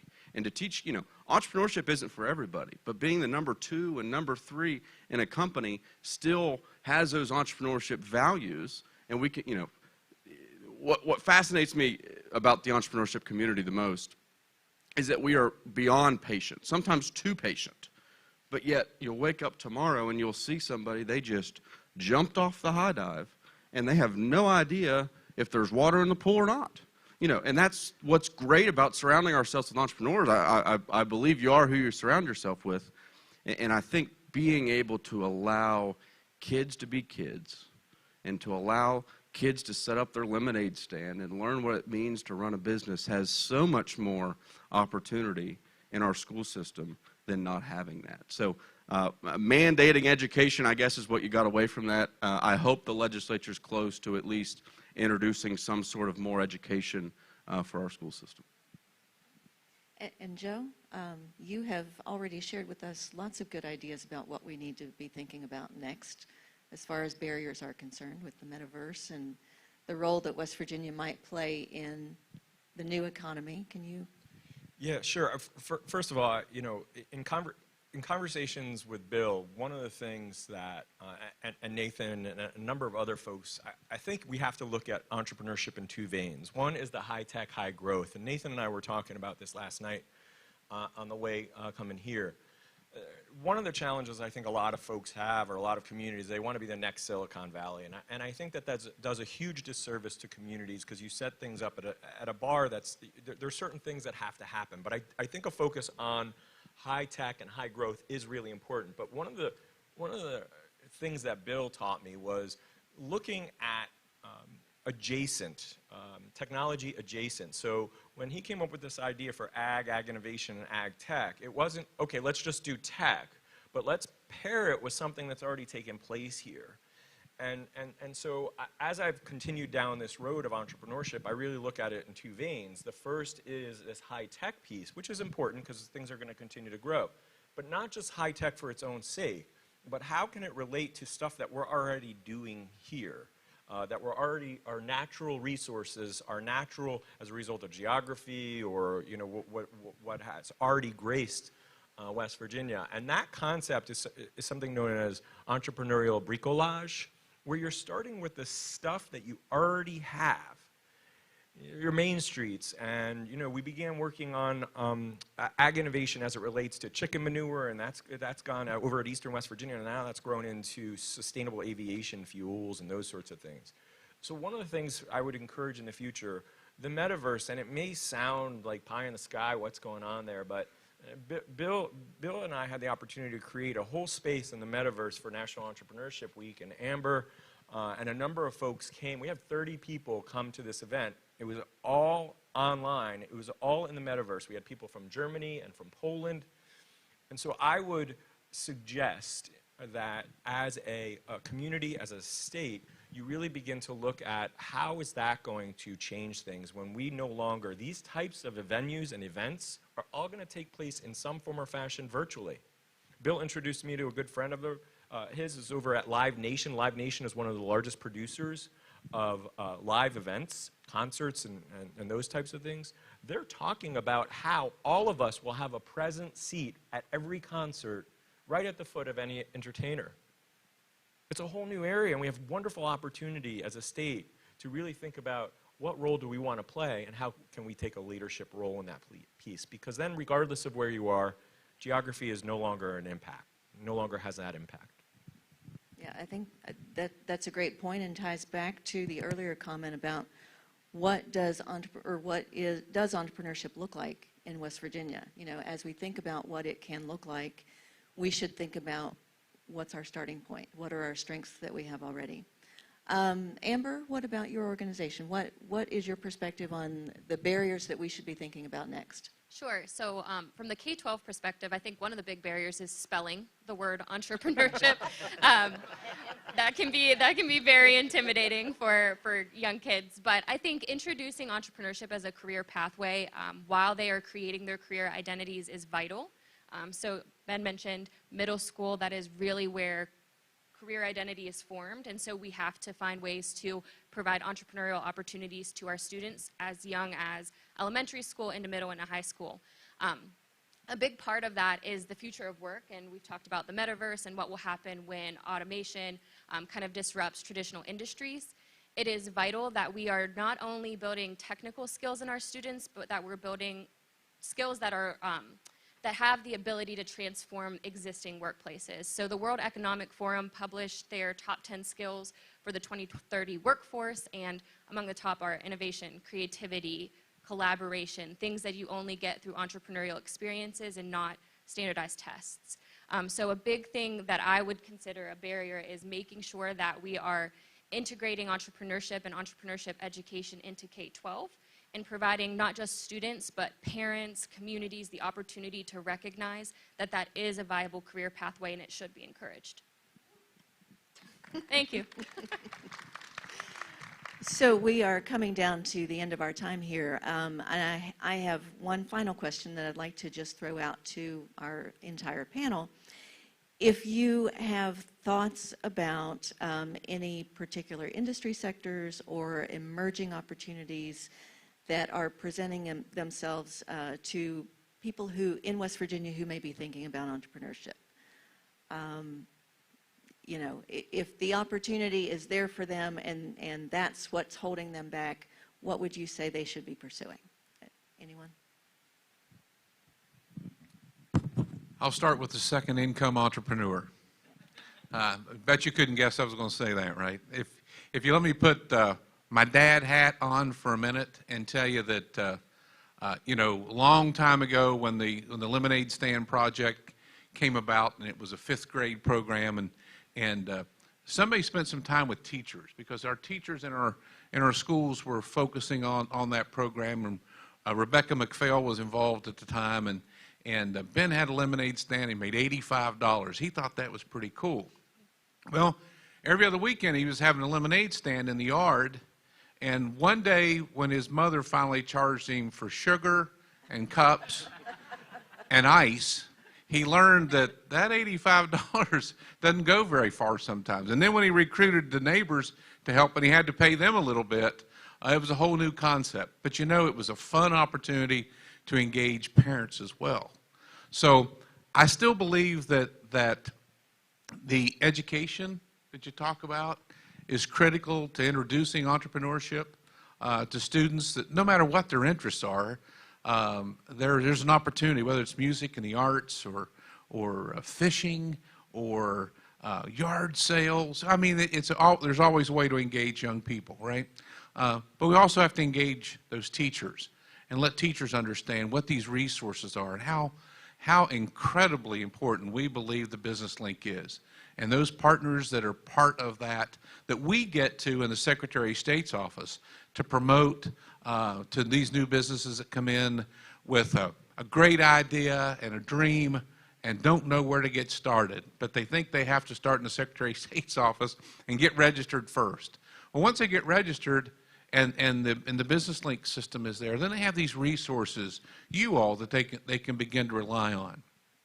I believe that the second income entrepreneur, those folks who already have full-time jobs but have an idea, an interest, they may have full-time jobs and were furloughed, and their bonus opportunities have been reduced or eliminated. They may find themselves working from home. They may have an idea or want to be able to take a craft or the ability to edit or do some consulting. How do we get them started? You'd be surprised how many really educated, articulate people in the business sector, well into 6 figures, don't really understand how to start a business, and then how to maintain the taxes and a quick set of QuickBooks. So I think that's the biggest challenge. We can help you identify them, and working with the legislature and the registration of sole proprietors, which by the way is free. All they got to do is go to our site and register a business for West Virginia, and we can get them set up into that system. We're excited about that opportunity.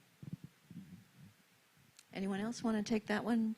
I just want to applaud you for teaching your son about market changes as your wife went ahead and charged him. You know, it's a very important lesson. Markets change, you know, your suppliers, all those sorts of things. Supply chain. Yeah, the supply chain changed very, very quickly, so I applaud you as a parent for that piece. Listen, I think as long as you're willing to start a business, roll up your sleeves, do it in a way that allows you to go ahead and not sacrifice or jeopardize your own family's security, and that's where we need to become better at.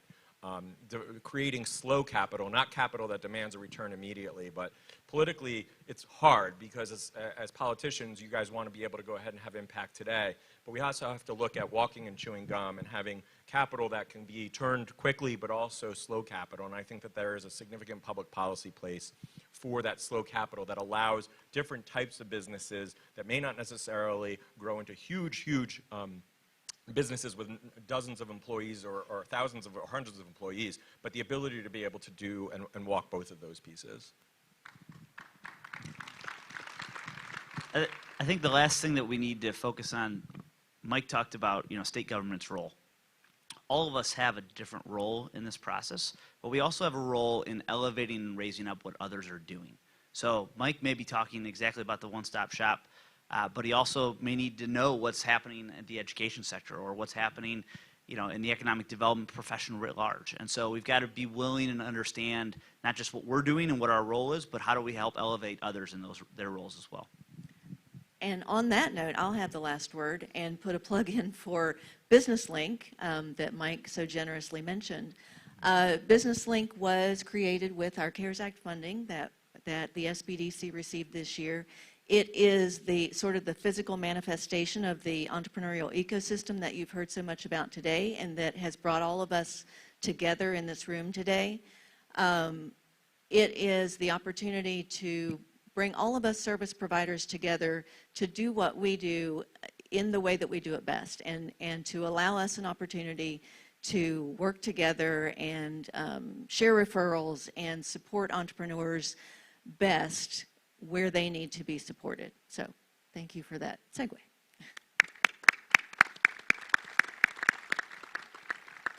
And I see we're getting the hook, so.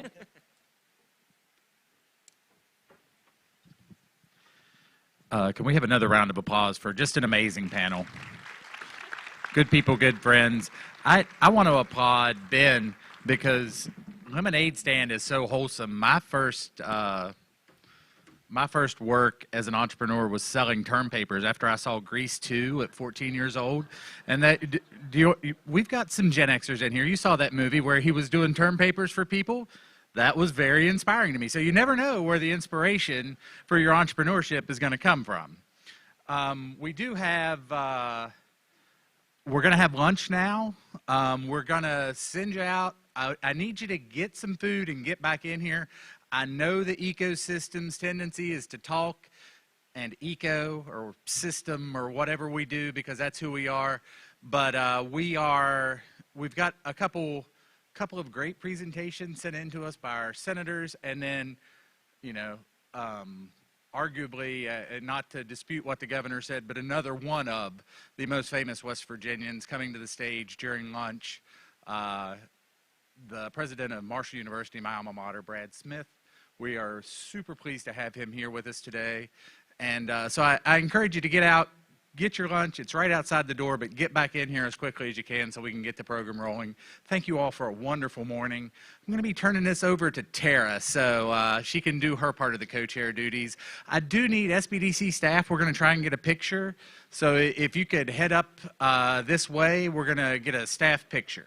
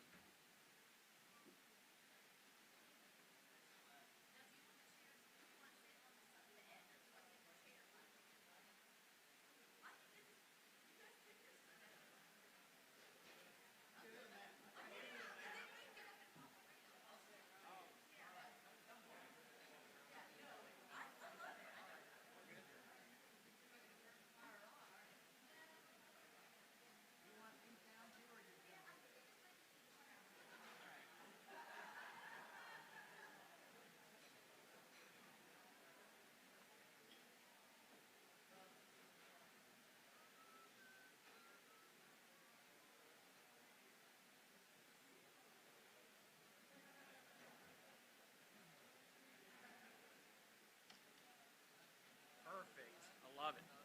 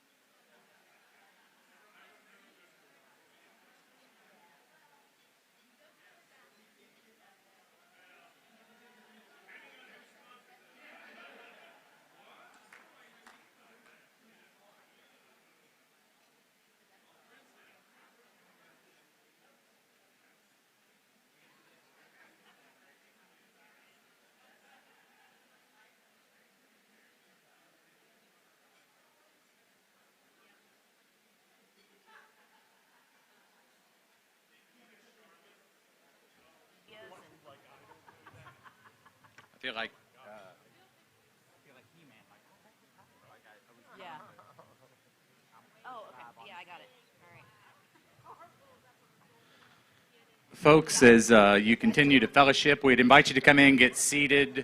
We're going to get going with the afternoon program so that we don't get behind, being respectful of everyone's time. We are going to start off with a couple of videos first. Our senatorial delegation from West Virginia was kind enough to send videos of support for our efforts here today. So we invite you to go ahead and keep eating and enjoying, but please, while you're opening your mouths to eat, open your ears to hear and your eyes to see. And we'll play the videos now.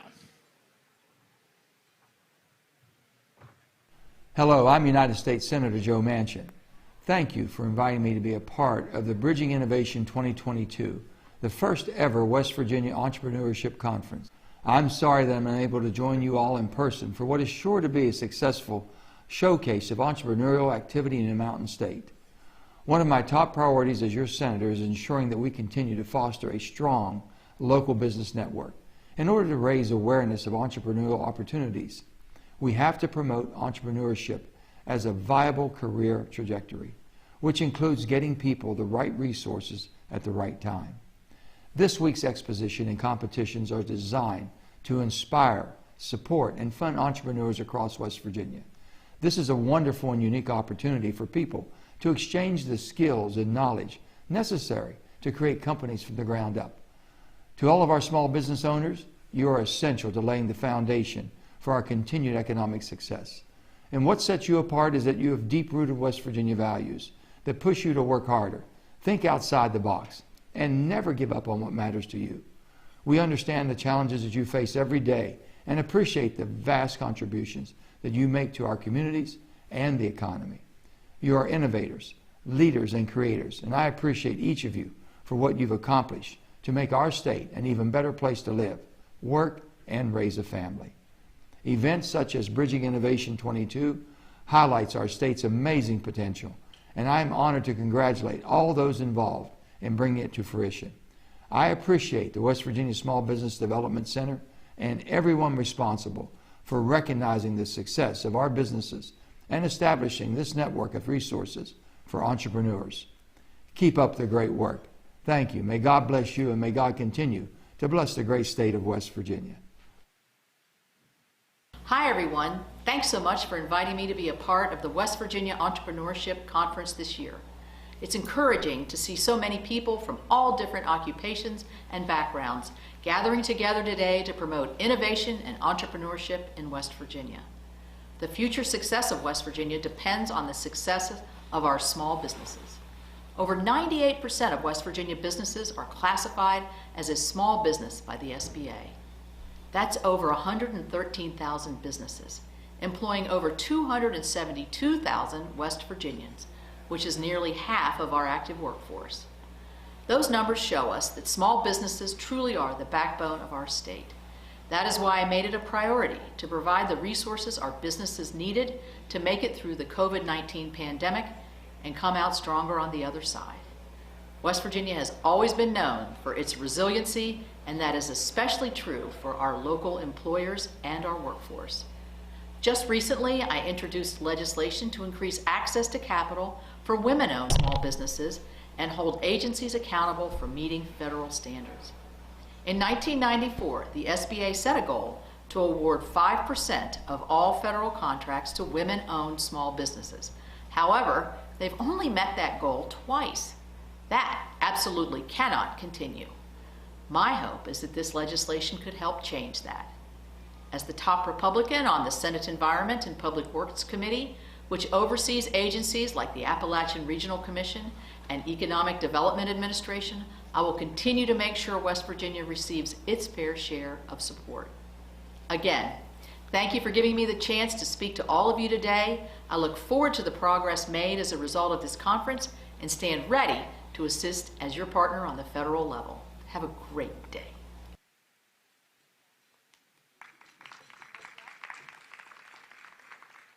All right, good afternoon. Bill has officially stepped out and tapped me in, so I am very fortunate to introduce our next speakers. We will be having a fireside chat. If you didn't see here, we have a fire going, so they will be sitting around the fire and chatting.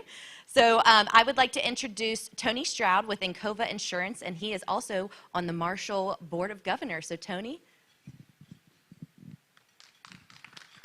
Thank you, Tara, and I understand dessert will be s'mores, so don't mind us if you need to come up and roast your marshmallows a little bit later. On behalf of the Encova Foundation of West Virginia, let me welcome you to this fireside chat, and it's my pleasure to welcome our guest, Brad D. Smith. As you know, Brad Smith became the 38th president of Marshall University on January 1st, 2022.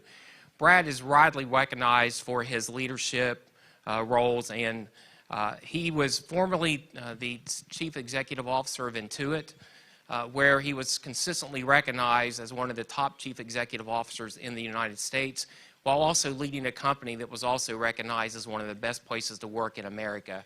Most recently, he served as executive chair of Intuit for the board. He's also served on the board of Nordstrom, Momentive, and Yahoo. In addition, Brad co-founded the Wing to Wing Foundation with his wife, Elise. This foundation provides increased support and access for education, entrepreneurship, mentoring, and investment, while also working to position West Virginia as a showcase for the rest of the nation.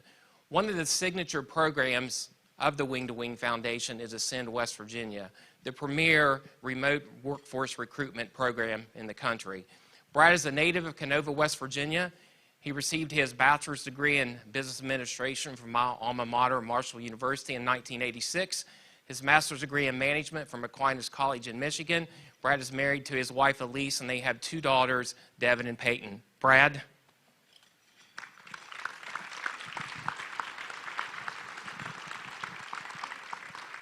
Hey, everybody. And I would have said Brad from Canova would have been sufficient, or Brad from Wayne County, but I appreciate that kind introduction, Tony. Are we going to actually sit here by the fire? We are going to actually sit here by the fire. We were told that no one had taken us up on this, and I said, well, hey, Wayne County boys, I'm all set. We'll sit right here next to the fire. So if you can't see us, hopefully you can hear us. Brad, let me start with one of the challenges we faced in West Virginia over the past several years is the inability to keep our college graduates here in the state. And primarily that challenge was because of the inability to find good jobs here. What can we do to reverse this course and attract new businesses to West Virginia so that our college graduates can find good jobs and stay here in our great state? Yeah, I think, Tony, we're living in a different time than we were when you and I came out of college in the 80s. And there's three things I think we have the opportunity to capitalize on and that we are as a state. The first is to bring the jobs to the students. The second is to teach them how to create jobs and not just get a job. And the third is to think about policies that allow us to make it a viable place to operate a business and to start a business.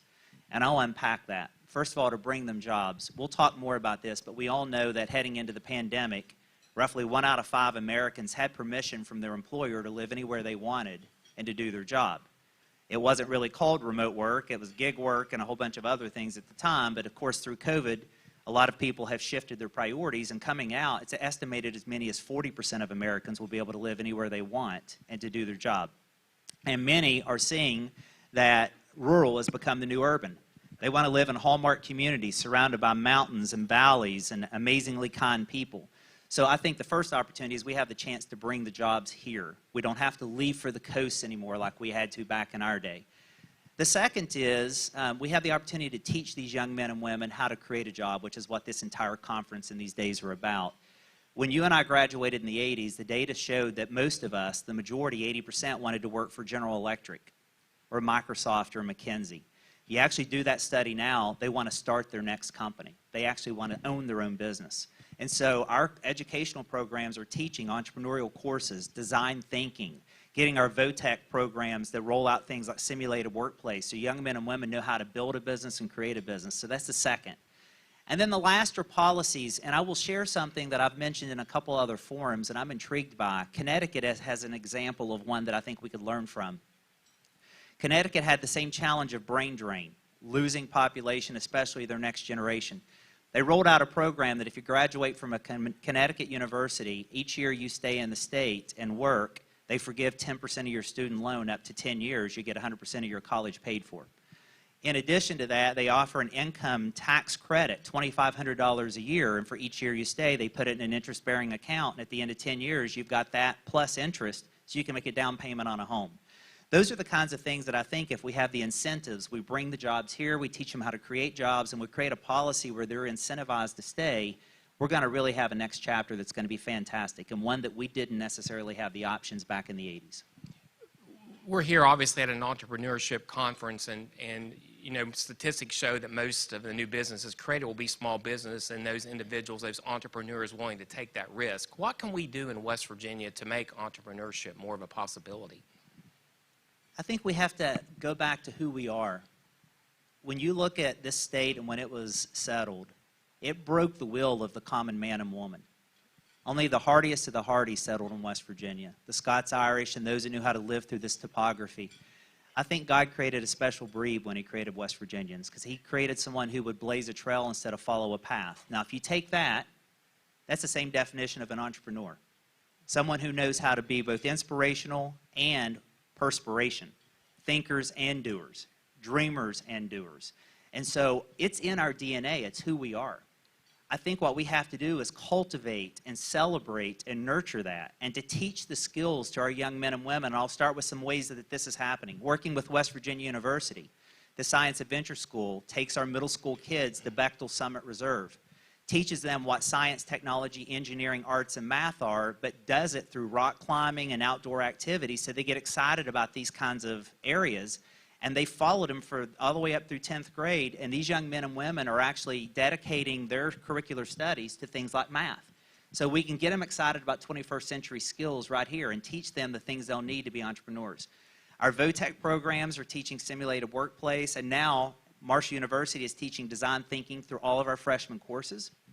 So if we can teach our young men and women how to take that natural DNA and turn it into an idea that becomes a viable business, then we can create an amazing opportunity here for the state. This next may be a little difficult for you. Picture, if you will, I'm a young person. Forget this gray stuff here on top of my head, and just pretend for a minute that I'm a young entrepreneur, and I come to you and say, Mr. Smith, I want to start a business in West Virginia. What advice would you give me? I will say, it's not hard to imagine you being young. Peter Pan. You're as youthful as they come. But there is a misnomer, and I've struggled with this because we've been coming back for the last decade and hosting Shark Tank events and the West Virginia Innovation and Business competitions. And one of the things that I see us still lean into, our educational system and our students, is the first thing they do is write a business plan. And I don't know about your experience, but my experience from living out in the Silicon Valley and right there with venture capitalists all around is that is not the first thing that a venture capitalist or an investor looks for. They look for talent and in-market evidence that your idea in some way, shape, or form is getting traction. Now, for those of us who haven't experienced that, just watch Shark Tank on CNBC, and the first thing Mark Cuban or someone will ask Mr. Wonderful is, well, how many customers do you have? Do you have any sales yet? They want to see that there's something that's going to de-risk their idea. So what I would say is put your energy into falling in love with the problem, not an idea or a PowerPoint slide. Figure out a scrappy way to build a prototype or get that into the market, and then learn by doing and pivot. And the best way to do that is to plug into our educational system or to some of the systems that are here, because they will give you the mentoring, the coaching, the resources to get it done. But it's about less talk and more do. Less presentation and more actual prototyping. And we actually have a technique that we taught in the Valley called the duct tape technique, which is we put duct tape on everyone's mouth so they couldn't talk about their idea. They actually had to build it and show it. There will be rolls of there'll be rolls of duct tape as you leave the door. There you go. The duct tape rule. Duct tape works for everything, man. You mentioned Silicon Valley, and you've obviously had quite a successful career that started here in West Virginia and took you to Silicon Valley, and now you've returned here to your home state, and I cannot be more pleased and proud to have you here. And you never lost sight of West Virginia while you were in Silicon Valley. What do you think, Brad, that we as West Virginians can learn from Silicon Valley, and conversely, what can Silicon Valley learn from West Virginia? Oh, yeah. Well, first of all, we're not as different as we suggest, and not as different as we imagine in our minds or the stereotypes get created. It's a lot of people who want to do great work, and they have big dreams, and they're simply looking for a chance to show someone they can make an impact. But I will say there is a difference that I noticed when I went out to California, and there were 9 states between West Virginia and California for me, so I moved throughout my career in different places. But the thing I noticed was here in West Virginia, we would say, why? Why should I do that? Why is it possible? Why do I believe that could even happen? When you get to California, the question is, why not? Why not try? Why not dream big? Why not think I could be the next Jeff Bezos? And I believe there are 2 kinds of people in this world, those who have to see it to believe it, and those who know when you believe it, you will eventually see it. And so I think we have to unleash that dreamer in us and start asking ourselves, why not us? Why can't we be the showcase for the rest of the world? We're the ones that mined the coal, that forged the steel, that built the interstate highways, that put a man on the moon and got him back to Earth. I mean, that is us. That's West Virginia. Why not be that again in this next chapter? What can the Silicon Valley learn from us? There is a book written by Randy Komisar that is a must-read in the Silicon Valley that venture capitalists give every entrepreneur, and it's called Getting to Plan B. The entire book's premise is 90% of the companies we read about failed on their first idea, and most failed on their second and their third. The ones that succeed have grit. And I will tell you, grit is forged in the fires of adversity, and you will find no more grit anywhere else in the world than you will find in West Virginia.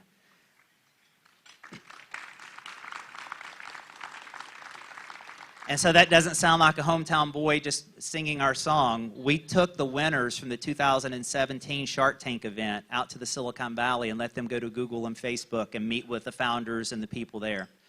And when they left and put them back on a plane, those companies called me and said, Brad, where do we find more young men and women like that? We have never seen people more coachable, more willing to take setback and say, what did I learn from that, and get back up on the horse and ride again. And I said, follow me, I'll show you where they are.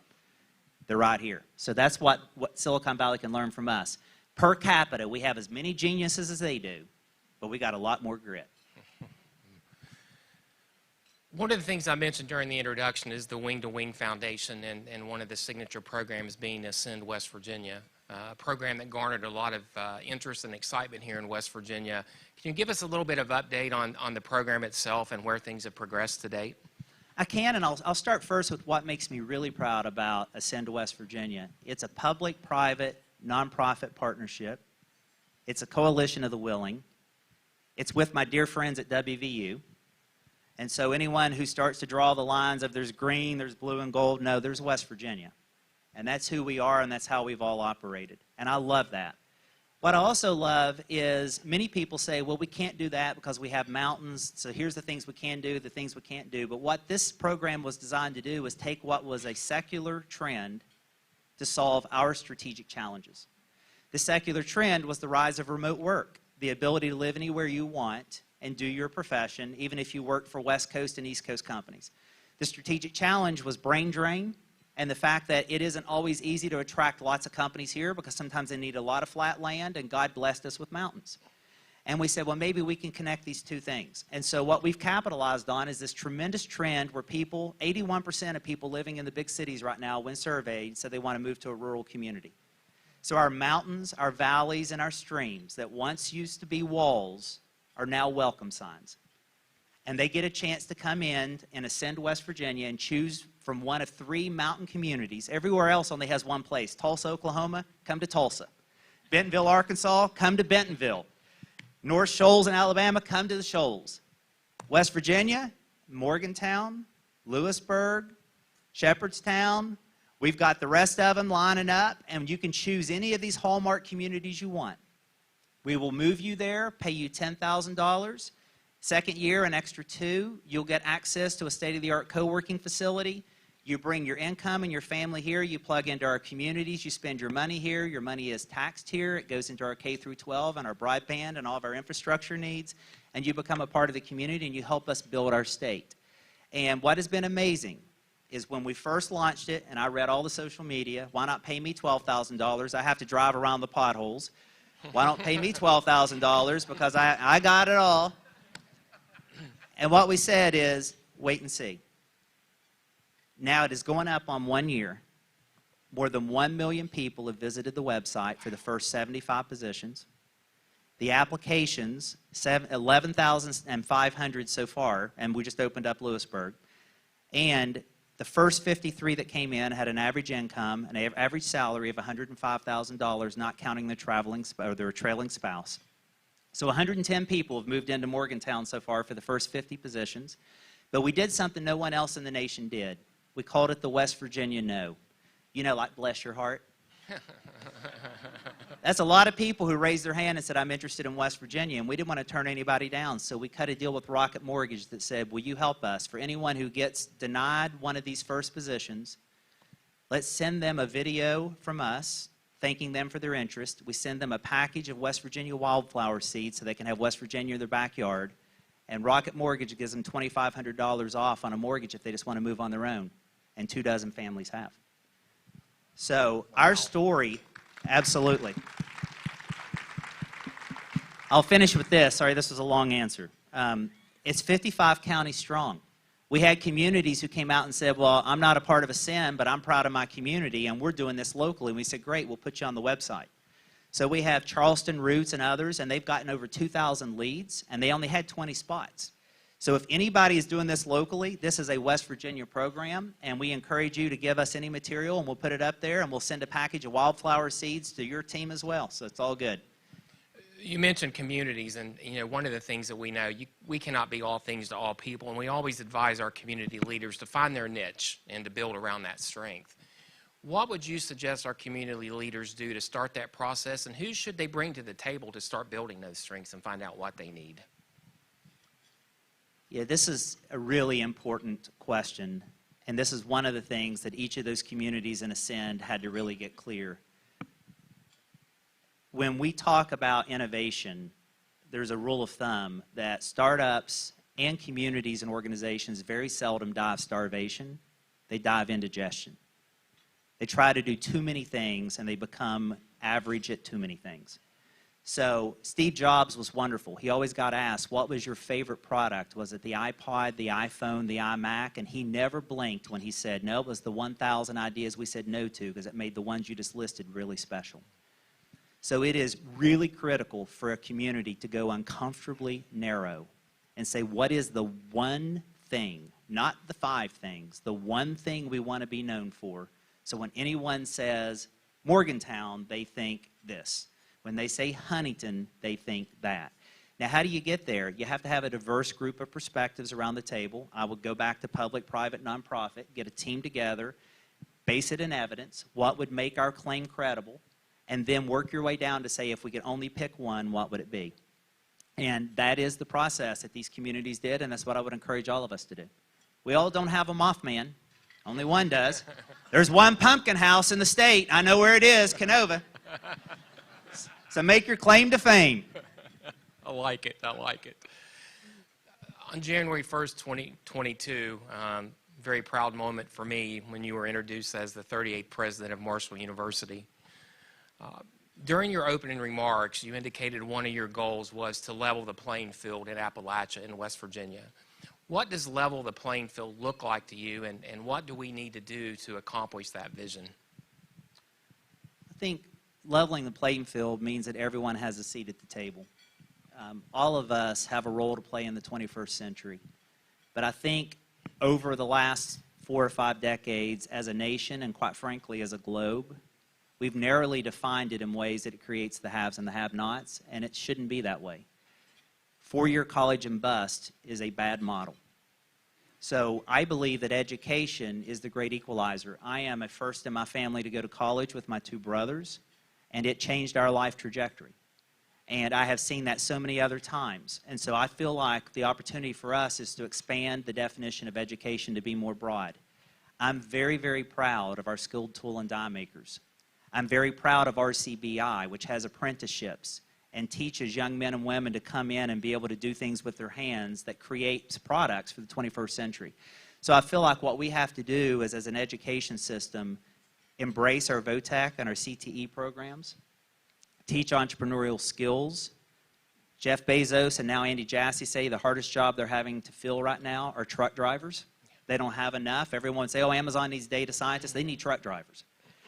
We need to build those skills and capabilities and level the playing field of opportunity so everyone can participate. And I think that the universities, the high schools, the community colleges, we all have a very important role to play there. Speaking along the lines of institutions of higher education, you know, growing up in Huntington, one of the things I commonly heard and still hear today is, as goes Marshall University, so goes the city of Huntington. Do you believe that institutions of higher education, whether that be 2 or 4 years, play a role in economic development? And if so, what role do those institutions play? Oh, absolutely. I think our universities, and we describe Marshall this way, we are a prosperity platform. And if you look up the definition of a platform, it's an elevated surface relative to its surrounding area, but it becomes the foundation upon which everyone else can stand, so you can reach a higher height. And I think our universities and our education systems do that. We are prosperity platforms that accelerate individual success so they can achieve their dreams. We accelerate innovative ideas, applied research, exploratory research, design thinking, so we build capability in our communities. And we accelerate economic impact. And I'll use Marshall as a quick example. All of our others can make this claim, but 54% of the students that attend Marshall to this day are first in their family to go to college. 40% are Pell Grant eligible. And yet, when they come out, we have Fortune 500 CEOs, we have admirals and generals, we have Pulitzer Prize winners, we have Tony Award winners, we have scientists, we have teachers, all the people that lead in their professions. For every dollar the state puts into Marshall, we give back dozens of dollars in economic impact. And I feel like that is an opportunity that all of our schools play. I will share one story that makes me super proud, and I didn't know this till I got the chance to step into this role. The Joan C. Edwards School of Medicine at Marshall accepts students in that have a lower GPA on average than other medical schools in the surrounding Appalachian region, and they tend to score a little bit lower on their MedCat. But when they graduate in the 60th percentile in their licensing tests. So for those that others may say you're not ready to be a doctor, we not only show them that God put greatness in them, but they help become doctors, and then they stay in our rural communities. That's what our education system does. Helps people realize their dream. And, you know, I share that distinction with you of being the first in my family to graduate from college. And you know, education is the great equalizer, and it does open many doors. I want to close with one last question for you, but before I do, I appreciate some of the comments you've made. You know, we have a great story to tell here in West Virginia, and sometimes I think we are for some reason, not out there enough telling our story. We have great people here, and we have great opportunities. I am so excited about what I think is getting ready to happen in our state. You know, I work for Encova Insurance, and those of you who've been around West Virginia, we fixed workers' compensation in West Virginia, and if that can be fixed, we can do anything in the state of West Virginia. And as many of you know, we now probably have the best workers' compensation system in the United States. But Brad, let me ask you, if you would, just reflect back on the career that you've had, and what advice would you give to an aspiring leader or entrepreneur today? Remain intellectually curious and question everything. And one of the things that I've come to fully appreciate is to fall in love with the problem and not your idea. And a technique that I would share with all entrepreneurs is a technique the founder of Intuit taught us. And that is to fall in love with the problem. The best way to make sure that you have tested all the other options is when someone brings you an idea and they're passionate. The first thing that we ask is, tell us 3 outside of our industry that have solved a similar problem, and what did you learn from them? And then we say, what are 3 in our industry that have solved a similar problem, and what did you learn from them? And then we ask, what were the 2 other options you considered and you ruled out before you want to tell me about the one you're most excited about? And what it forces you to do is to look outside. That's how Ascend West Virginia, I believe, became such a wonderful program, because we spent time in Tulsa and Bentonville and in the Upper Peninsula of Michigan and down in Alabama and said, what did they do that we can learn from, and then what do we have that they can't match? And that were the mountains and the valleys, the streams, the communities, and our people. And so that's what we showcased. And I'll go to this last point. So that would be the point I would offer, is look outside for inspiration. No matter how many smart people we have here, the law of numbers would simply tell there are more out there, and it's because just the world's a big place. But the second thing I would say is storytelling. I said this in California often. If it wasn't for John Denver and Matthew McConaughey, very few people would know about West Virginia without country roads, and they wouldn't know a lot about Marshall unless they saw the movie. We don't control our narrative. We let others control our narrative for us, 60 Minutes, or reality TV shows, or the problems that we don't have a monopoly on, by the way. The rest of the world is suffering from many of the things we are. We can't let somebody else paint our narrative. We need to go out and show who we are, who we have been, and who we're capable of being. And that starts right here with this room and the amazing young men and women that are starting the next Amazons and the Microsofts and all these cool companies. They're going to start right here in West Virginia. Very good. Brad, thank you again for taking time to be here with us today.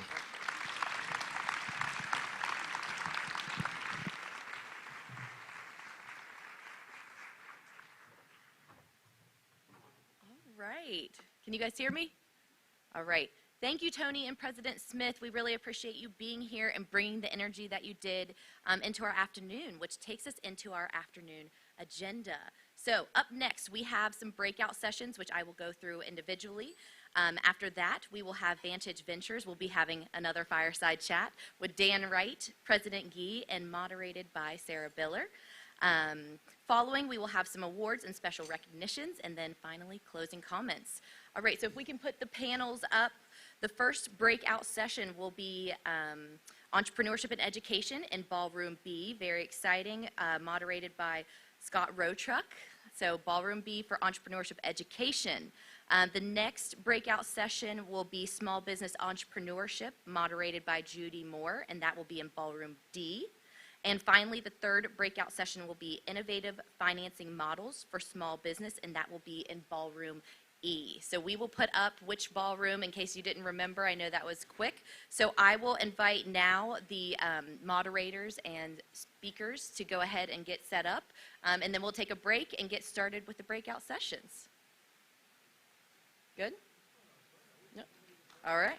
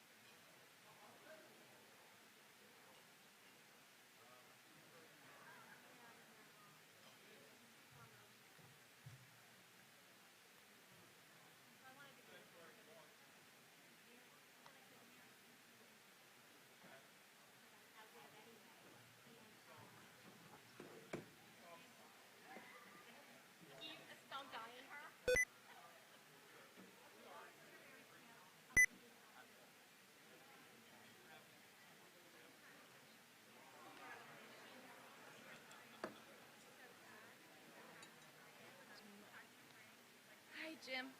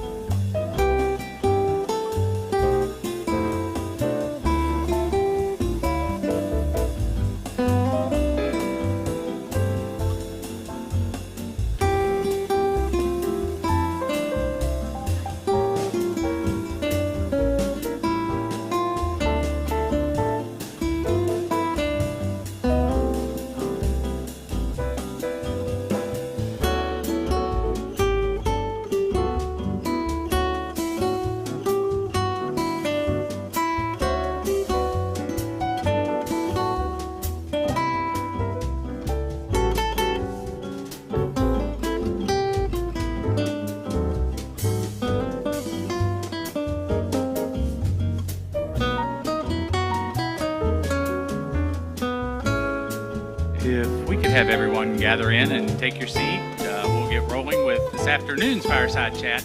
We've actually even moved the fireside up on the stage at this point, it appears, so it will be a true fireside chat again.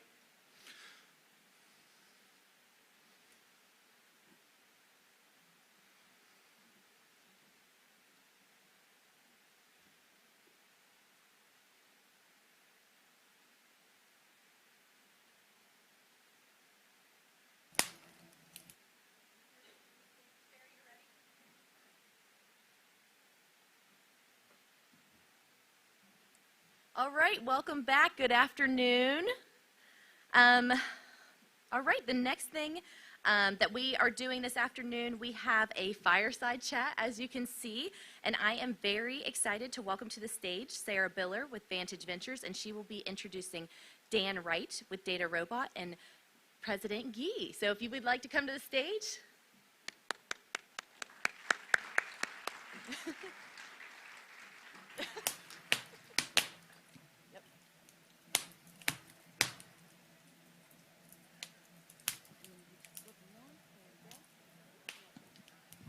I like that we have the fire pit here for the fireside chat. Oh, all right. Now we're ready. There's your mic. Am I on? So we, Bill Woodrum, in your honor, asked for fire. But I really want to appreciate for a moment the idea that gathered in this room are change makers. I think I've been so incredibly inspired this morning. I'm Sarah Biller, by the way, at Vantage Ventures, but more important, I think I'm a fan of every one of you in this room at this moment. You're doing something for the state of West Virginia that I learned in my earlier panel is about 2 decades old. And here we are today gathered in a way that is transformative. And I happen to be sitting between 2 certified rock stars in the entrepreneurial space. And I know that because we couldn't get President Gee to stop taking selfies. But with that, I do want to tell you how honored again I am to sit with these 2 gentlemen and talk about the present state of West Virginia's entrepreneurial ecosystem and where we're heading with it in their words and their visions. Dan, as the CEO of a globally significant enterprise artificial intelligence platform, a company that is now a decacorn. You're no longer a unicorn. We need 7 horns.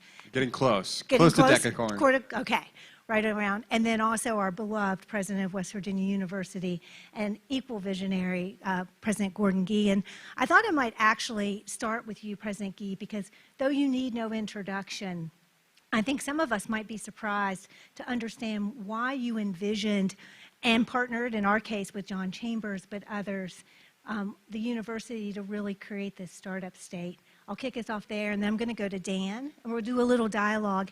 And then we thought at the end we'd leave time for questions. Is that good? I think that's important. First of all, let me just say, Sarah is very calm, but she is the ultimate entrepreneur in this room. Sarah is a graduate university, not was, but is a graduate university, but then went to Boston, made her way, has been entrepreneurial in so many different ways. And what we did, we started this return home policy, which was to find West Virginians who have gone on to achieve great things, but to see if we could persuade them to come home and make this state worthy of them and worthy of all of the people who are here today. And Sarah is one of those. Sarah could stay on Beacon Hill where she has a home and just enjoy the great life in Boston, but instead she's here making an enormous difference. So Sarah, I just wanted to acknowledge that. Please give her a round of applause, would you? And I think that that's the spirit of West Virginia. I think that that's the spirit that really drives me. Because I'm not a native of West Virginia, as many of you know. I joke about the fact, because I've been here twice, that I'm a born again West Virginian. But I think that I think this is West Virginia's time, and I'm not just being jingoistic about it. I think that what we have done is, and Dan and I have talked a lot about this. West Virginia is a state, and so many of you have heard me say this. You can probably repeat what I say, but West Virginia is a state that is big enough to have every problem in this country. and we've raced to the bottom. We've allowed that to happen in many ways, not because of the fact that we planned it, but we just simply did not really grab hold of the reins of the future in the way that we should. But yeah, we're small enough to be able to create what I really think is one of the most unique entrepreneurial and creative environments in the country, because we're small. And we can do what we're going to do with Data Robot, which is to experiment. And guess what? If we fail, no one will know, and if we succeed, the world will know. No, just kidding. But it is that spirit, and that was really, I think, what motivated us.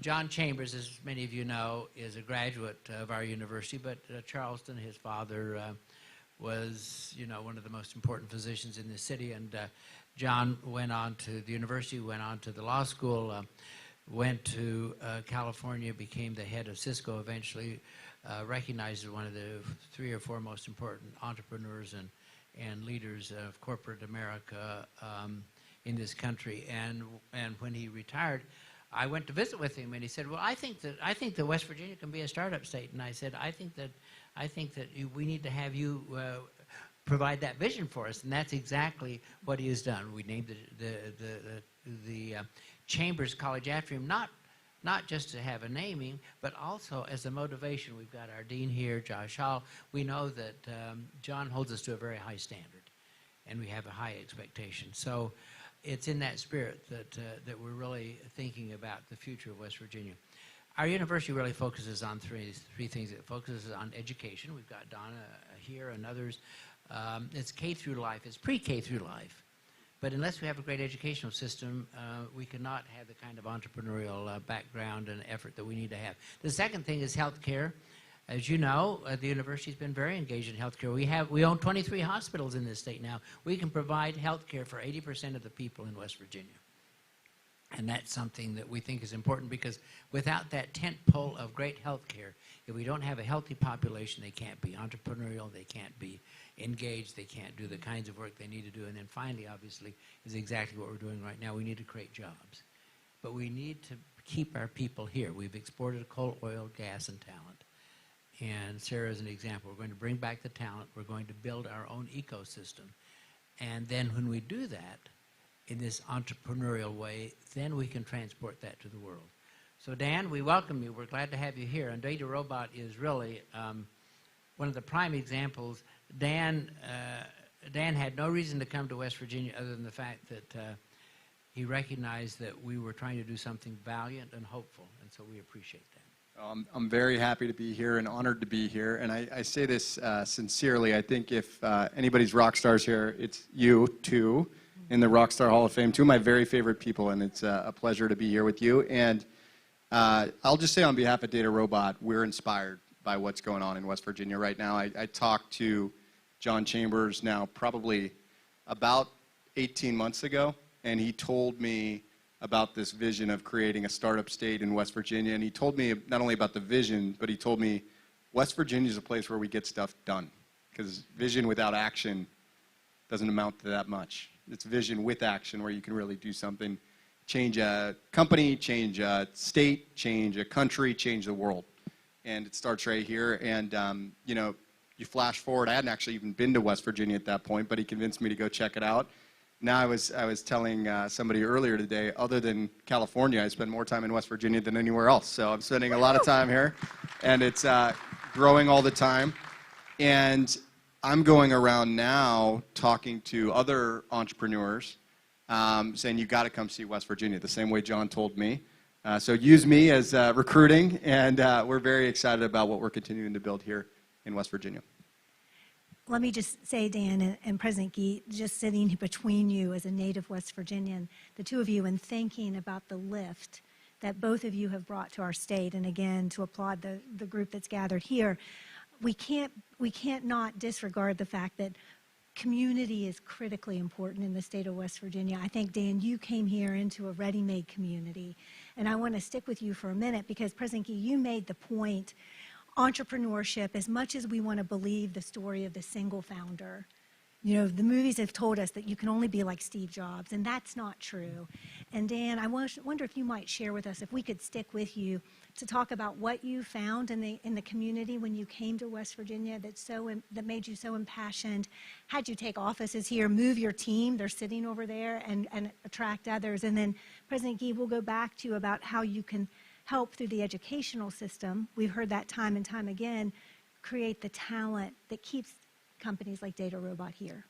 Yeah, I mean, the thing I have learned, this was my second company like this that I've built, and I've learned that you can only build them with a bunch of great people. Ultimately, people make up a company. People also make up states, right? And so when you decide where you want to build your company, a lot of it depends on the people. And one thing John told me, and we were talking a little bit about this because I'm from a small town in Northern California, so I'm not from the city, even though I do live in the city now. And he said, you know, it's kind of like that, where if the first person you get introduced to doesn't know how to get something done, they'll, you know, introduce you to somebody else, and that person probably will. But within a couple of introductions, you'll get there. And you know, the other thing is that people, they want to get stuff done. They want to work together to make a difference. And everybody seems really aligned around this idea of creating a startup state, building great jobs and great companies here. Not only keeping all that talent at home versus exporting it, but also bringing great talent like Sarah back into the state.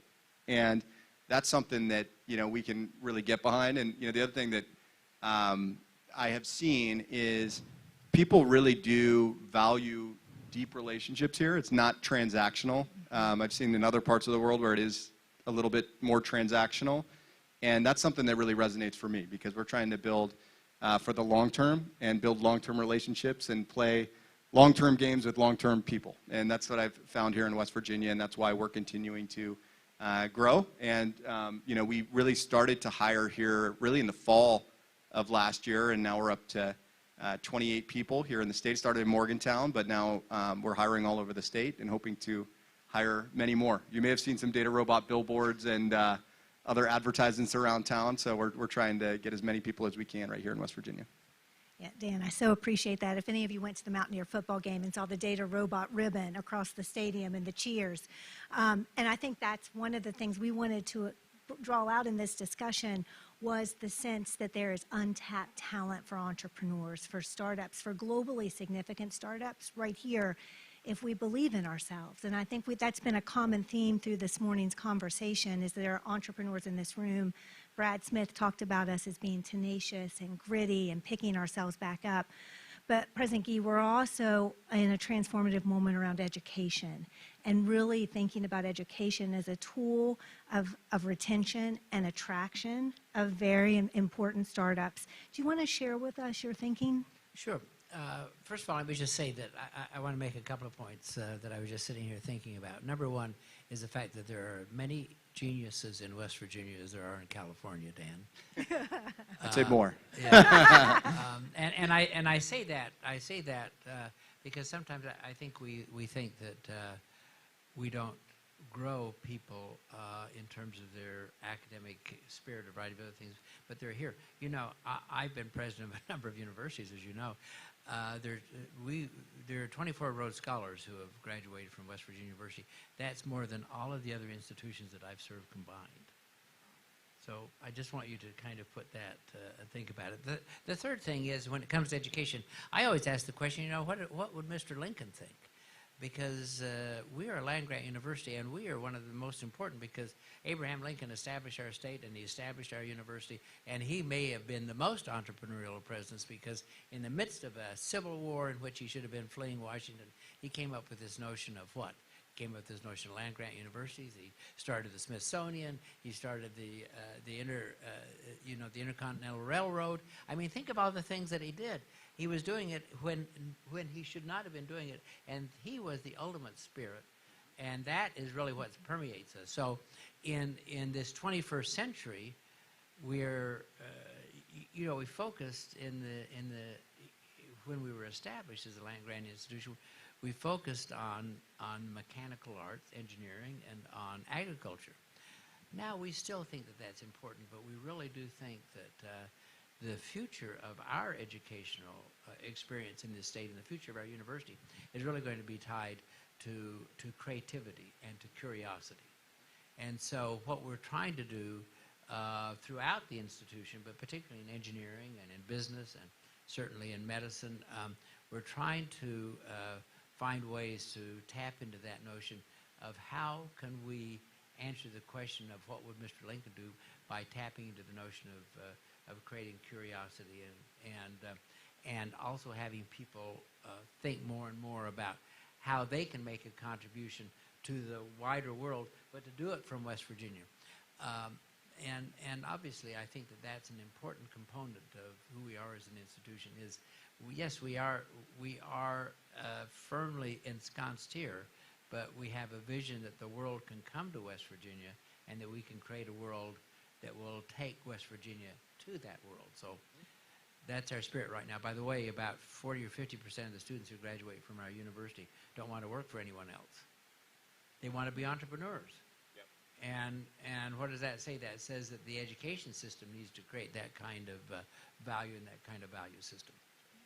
President Key, if I could pick up on that you evoked President Lincoln at a critical time, because I think what you really, to underscore what you said, and I think it's a hallmark of Data Robot, is that Lincoln, like Data Robot, it's probably never going to hear that again, solved really intractable problems. He looked at society, and Data Robot does that too. And I'm hoping we can use this as a segue, this moment in time of how is Data Robot, if you could help us, Dan, unpack a little bit of your utilization of some of the disparate data sets, the contemplation. We have a great data science. Josh is here, could talk about, but really tackling problems that we face through the lens that you do as an entrepreneurial company in West Virginia to do good for society. I think this is one of the most compelling stories we need to tell about what we can do as startups. Yeah, this was another reason why I wanted to come to West Virginia. So we're a mission-driven company. We talk about basically, empowering the world through the combination of human and machine intelligence, helping to solve intractable problems with data. And when I talked to Sarah and when I talked to President Gee, they talk about innovating here and then exporting that to the rest of the world. And we're actually doing that. It's not just a thought or a dream. It's actually happening. And some examples of that in West Virginia. So we're doing a lot of things around predictive health, working with DHHR and the GIADF to use all of the data, both structured and unstructured data, so text, visual, geospatial data, to figure out what is going to happen with the spread of infectious diseases. How do we make sure that vaccines are where they need to be? How do we make sure that staffing is correct for different parts of the state? Also working with, for example, RNI, Rockefeller Neuroscience Institute, on a lot of things related to chronic pain, and how do we help with the opioid problem, and even getting alerts if somebody's about to have a relapse who's an addict, so that somebody can intervene before that addiction ever happens and you break that cycle. You think about the impact that can have on that one individual, that one family, but you multiply that out by so many individuals and families, and then that has real world impact, and it's a totally novel way of approaching those types of problems. We're even doing some really innovative things around kind of anti-fraud, working with the auditor's office, and intelligent budgeting using all of the data. And so I think already in a relatively short amount of time, we've seen that you can innovate. These are problems that nobody else is innovating like we are here in West Virginia, but you can do that with an innumerable number of problems, so it's going to just continue to build on itself. Yeah, Dan, I know we all appreciate, you brought a startup, a very significant, it's not really a startup, but you know what I'm saying, an idea to a vision here to the state, and are pointing it towards good things, towards outcomes, and in helping us envision a better future. And I think that, again, President Gee draws upon what you said earlier. The university system here in the state, by and large, started as a thesis around helping train for mechanical arts. But I know when I hear what Dan talks about the future of where the land-grant institution can go. Share with us what your thinking is of where we're heading and what we need to do to maintain this momentum. Yeah, I think that, first of all, we've talked about the values and the value-centered nature of West Virginia, so that in and of itself I think is immensely important. But you know, if you ask me to think about where university should be going, I think there are kind of three types of institutions in the country right now, and I'm talking about universities, Dan. One are the small tuition-driven institutions. Many of them will not survive because they got out over their skis. They didn't think about what the cost and quality issues are going to be. Then there are the red ocean universities, and those are the ones that are going to hang around the edge of the pool or the edge of the pier, and they're going to fight and scratch and claw each other, and they want to go back to the way things were. You know, there's always this default position. Let's go back to the way things are. And we hear a lot of that right now in so many of our conversations around the country. My view is the fact that there's not going to be a normal, there's not going to be a new normal, there's going to be a next normal. And the next normal is what we're trying to figure out. And I want our university, and I want our universities and colleges in the state to be thinking as blue ocean institutions, so that we're out there differentiating ourselves. We're in West Virginia. We have things that we can do better than anyone else. We have things we don't do as well. And we have opportunities that no one else can have. And so we want to be out there in the middle of the ocean, being creative and energetic. And that's where my vision is. I think any university president worth his or her salt is going to have to learn to look around corners and not to simply see straight ahead. And the second thing is you're going to have to stop looking through the rearview mirror. There's nothing back there that is going to be of major contribution. It's got to be what is in front of us. So those are the two characteristics, I think, of the land-grant university particularly, that we need to try to capture immediately. President Gee, I love that thesis because I think it also tags very tightly with the vision for Data Robot, the evolution of what's around the corner, what's next. Dan, do you want to give us a little bit of insight on how the products and services of Data Robot are evolving? Yeah, absolutely. So our vision is that every company in the world is going to become an AI company, and every person is going to become a citizen data scientist. So, you know, we have hundreds of top data scientists working at Data Robot. We also have a company that was founded by data scientists. But the reason that the whole company was created, and we call it our AI cloud platform was created, our software platform, is that there's no way that just, you know, PhD data scientists can solve all the problems that are out there. There's too many problems. And I mentioned a few earlier, but now the technology exists that can solve a lot of those problems that were previously not solvable. And that's really what we do. To go from what in the past has been reporting the news, right? You think about somebody in a business, any business, a bank, an insurance company, or in the public sector even. You know, you have your business intelligence dashboard. Maybe you have a Tableau dashboard or Power BI, choose your own dashboard. But if all you're doing is looking at the news as it sits today, you're really missing the trick.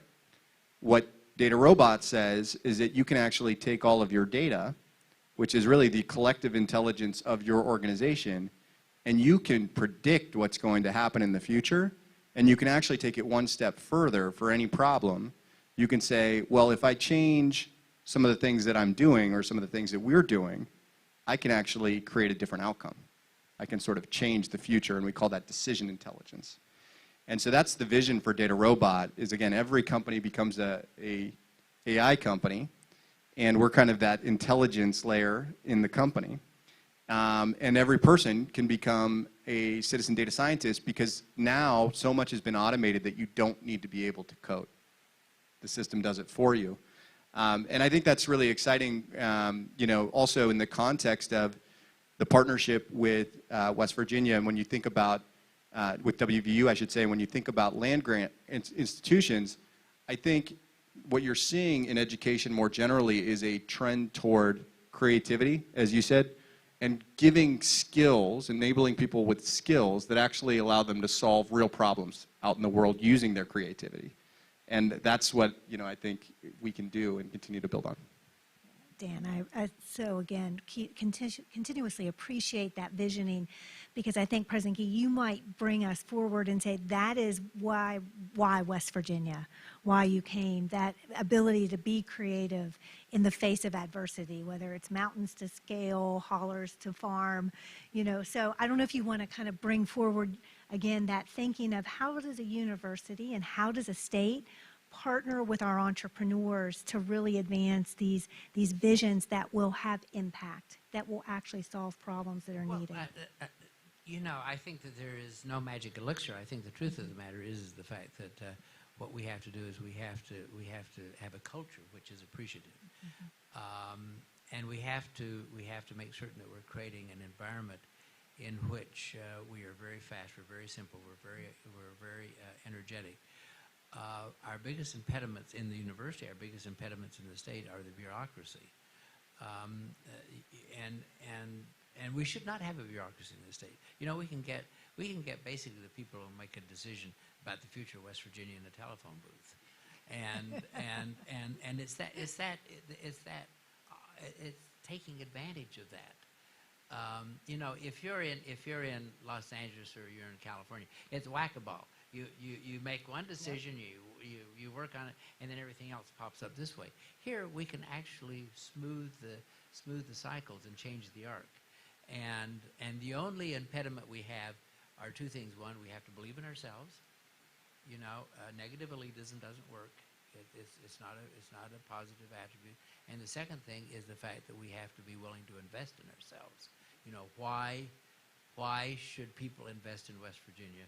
Because we are going to invest in ourselves, in time, in money, in effort, and in energy, and most importantly, we're going to keep our young people here and have them feel that they are being invested in. If we do that, no one's going to be able to play on the same playing field, because of the fact that we have solved problems, wicked and otherwise, that no one else can, simply by size and scale that gives us opportunities that does not exist anywhere else.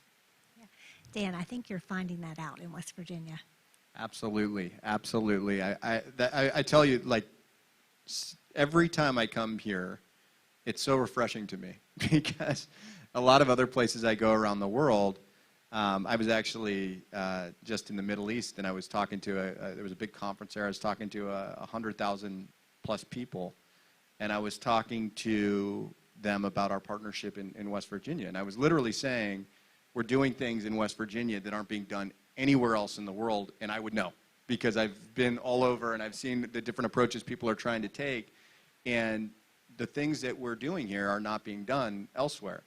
And I think the reason for that is that there is this community here. It is a community, and there is a real vision and desire to be creative, to try to solve hard, meaningful problems that exist not only in the state, but throughout the rest of the union and throughout the rest of the world in innovative new ways. And if you do that, and again, you combine it with a community that wants to actually take action and invest in themselves and continue to build these skills and also these stories, right? Because that's one thing that I think is really exciting to me.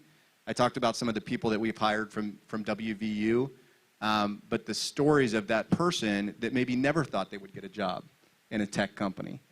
And these are great jobs that are enabling them to learn hands-on skills in problem solving with the cutting edge technology. And then you can tell those stories, and then more people say, hey, that sounds pretty good. Maybe I should check that out, and it builds on itself. Yeah, there's another reality, Dan, and that is the fact. And I say this to everyone here. We have no choice but to be creative and entrepreneurial. If we don't, we'll sink back into an abyss, and I don't mean that in a negative way. It's just that we'll try to conduct business as usual. Business as usual has not gotten us to where we need to be, and so we have no choice. And that's a nice place to be, because when you look at choices in front of you, and it is nothing but green fields in front of you, if you make the right choices, that seems to me to make a lot of difference. I would just totally agree with that and say, like, that is one living in California, and not to bag on California, because I like lots of things about California. I was born there. But, it is it's tricky, right? A lot of people are leaving California. I was telling you last time I was here that there's billboards up saying, you know, hey, come, you could be coding from anywhere, code from here, and it's somebody coding from the beach in Miami. And I was telling President Gee we should get one, you know, somebody's coding from a mountain, beautiful green mountain in West Virginia. But I think that the thing is, people are leaving California, and it's because you can choose where you want to live now. And people are going to go where it gives them the best opportunity to build a successful career, a successful life, and to accomplish things that they want to accomplish, to innovate. And what I think is really exciting about West Virginia is, as you were saying, you not only see that opportunity, but you're seizing, and we're seizing that opportunity, and I think it's the perfect time to do it. I wish you all could feel the energy up here. It really is as warm as the fire. So I'm going to end with one question, but then I know in the audience, I've been asked questions today. I walked over this morning with Jerry Wood. He's sitting right there. He wanted to know how he could bring his cohort of veterans into the data robot pipeline, for example. I think there's lots of energy here in this room to know how can they work with a company like Data Robot? How can we all learn together? So let me close out with that question, and then if any of you have questions, Mitchell's going to grab my mic and run around, because I think it's an important moment for all of us to say, how do we ourselves build upon this community, upon this vibrancy, the momentum at our academic institutions. But my question for each of you is, I hope we're sitting together in 3 years. Tara and Bill, you have to survive. Get through today. But what is it? What are some of the key outcomes you would like to see from Data Robot's decision to build out in West Virginia? So Dan, maybe I'll end with you, because I think, President Gee, what would you in 3 years say you'd like to have seen happen? Well, you know, what I'd love to see is that we're having to close our borders and say we have no more room. You know, I think that would be good. But you know, really, I think what we need to do in this state, as I said, you know, we need to believe in ourselves, and I think that is important. But right now, because of all of the opportunities we have, we need to change the narrative. We need to change the narrative within the state, but we need to change the narrative about the state. We have been characterized by other people for too long, people in California and New York, and now we can characterize them. Who in hell's sake wants to live there? And we can now start talking about the opportunity we have. Remember this, United Van Lines, I just love to use this, United Van Lines just did this survey which shows that people are moving to South Dakota, South Carolina, and West Virginia. And they're leaving New York and Illinois and New Jersey and a variety of other places. San Francisco. Absolutely. And what that says is people want to have safe homes, safe communities, good living conditions, good education, and be able to feel the spirit of having a community that cares about them. And there's no better place on the face of the earth than us. And so in 3 years, that's what we want to hear. Wonderful. I'm all for open borders, though. Yeah. No. Dan, yourself? I mean, what I would love to see in 3 years is I would love to see, you know, kind of our largest, most impactful hub as a company being here in West Virginia. I can see that happening.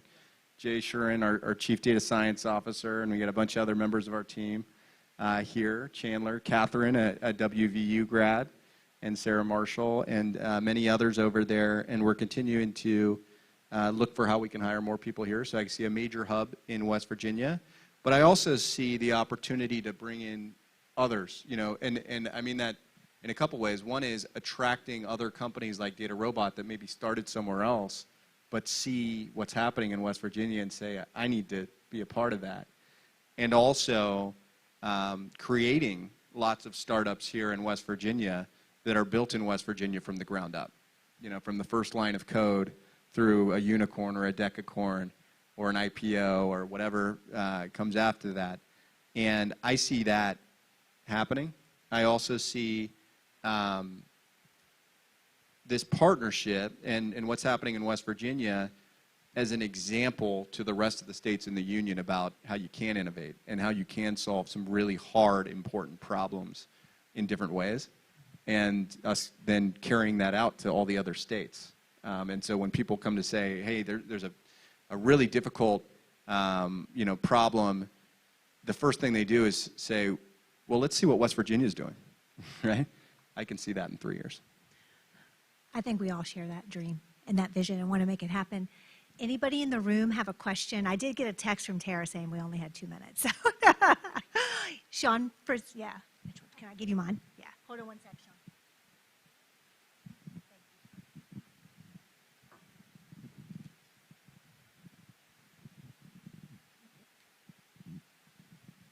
Well, thank you very much for a wonderful fireside chat. My name is Sean Frisbee, president of Vertex Partners. Let me ask you, one of the things that we see, and we're a federal defense company, one of the things that we see is the United States losing ground in some of our critical areas, such as aerospace and that. And one of the things that we talk about is, how do we get America's greatest minds together? How do we go outside the traditional domains that we all work in? You work in energy, you work in defense, you work in tech.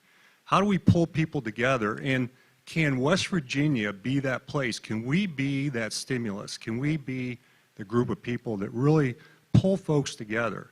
Not just in West Virginia, maybe bring them here. How can we do that in West Virginia as we think about national security? Yeah, I mean, I'll tell you, that is an area that actually brought me to Data Robot in the first place, so thank you for asking that question. But I was very concerned about, you know, what was happening with the U.S. in the defense area, specifically with AI relative to other nations, and I'm still concerned about it.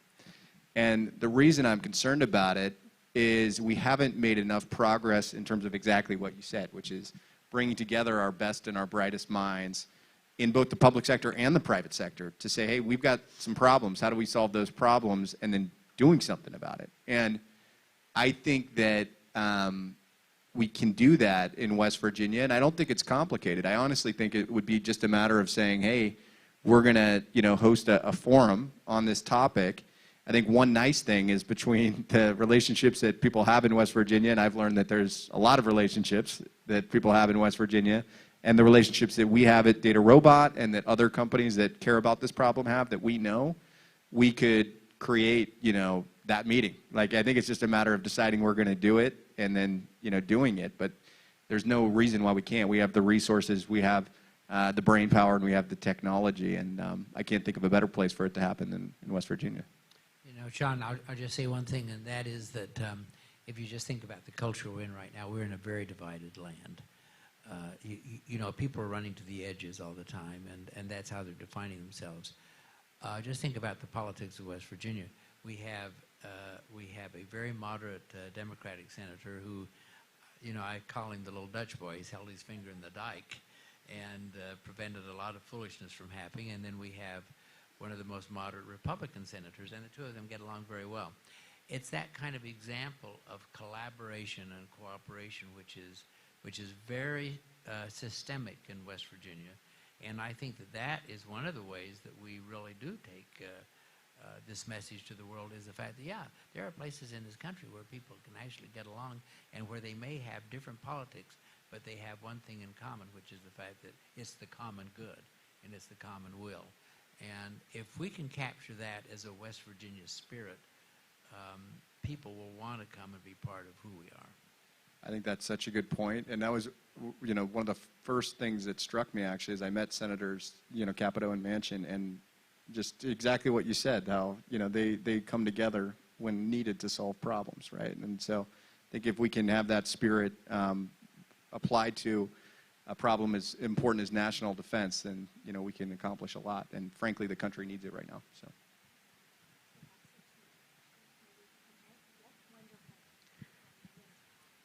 Hi, Dan. My question is largely for you. I want to thank you for serving as our Chief Recruitment Officer for the state of West Virginia. Anytime.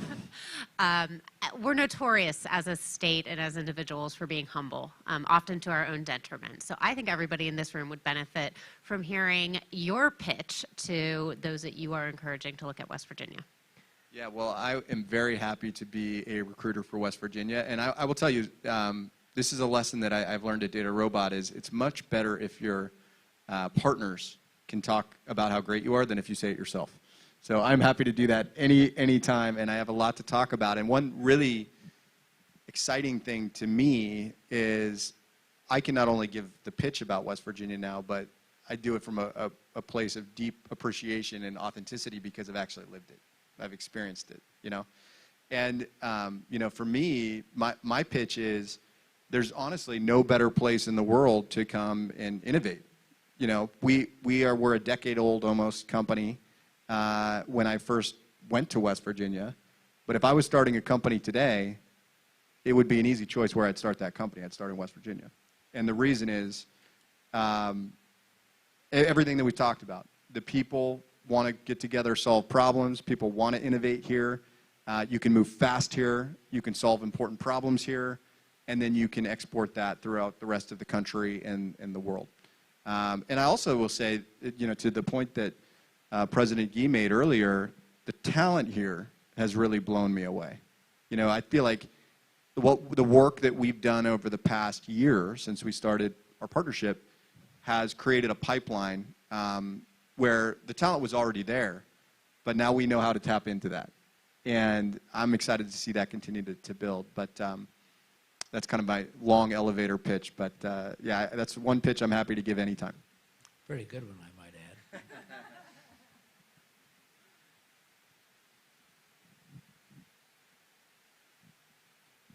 Awesome. Thanks for being here, Dan. Real privilege to meet you just a little bit ago. I'm Kyle Gillis, CEO and co-founder of Iconic Air. So one thing that I'm really have on my mind a lot today, or at least relate to what you said, is that people at the end of the day are what matter, and we're now feeling that, and as we grow. How has Data Robot continuously been able to capture great talent, great individuals, and to keep them churning on the real vision of being a mission-driven company? Yeah, great question. It was great meeting you too. You know, I think we're in an interesting time right now where people want a job where they feel like they can make a difference, where they feel like the mission of the company is something that's inspirational, and I think that's really helped us. You know, I think that this idea of democratizing AI, democratizing technology so that nobody's left behind, so that anybody can be involved in solving important problems, I think that hits a nerve, and it makes people want to contribute to that. And frankly, I think it's really important right now where I think as a country, there's a feeling that some people have been able to benefit from technology and some people haven't. We're in that sweet spot where we can say, no, everybody can. Everybody can.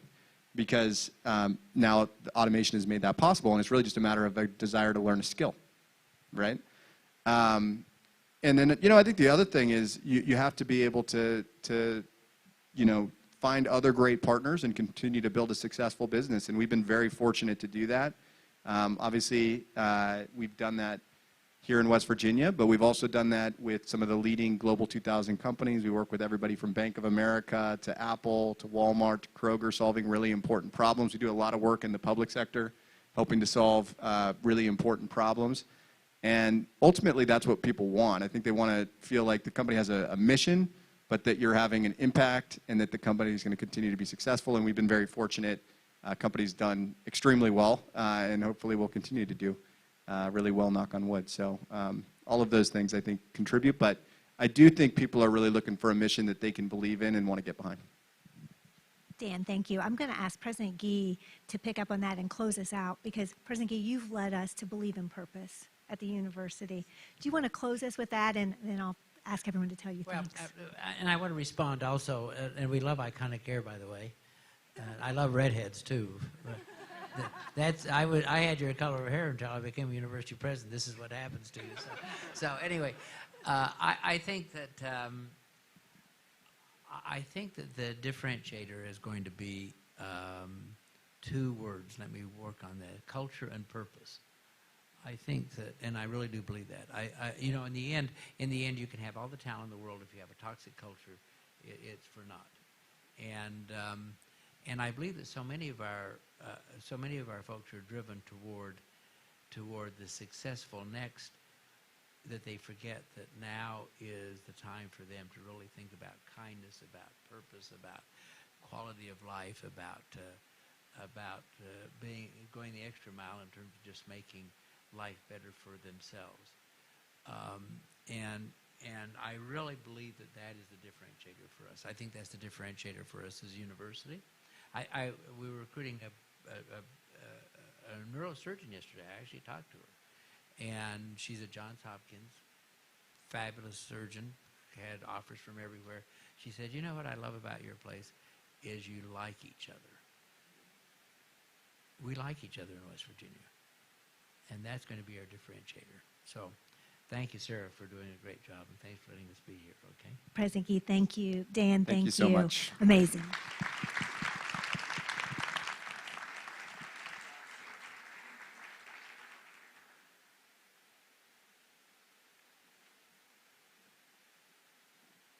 All right. Thank you, Sarah, Dan, and President Gee for that great fireside chat. I think we are all feeling very warm and cozy and motivated right now. So we are going to switch gears, and we are going to turn to our awards and recognitions. So I would like to invite to the stage Mike Green for our first award.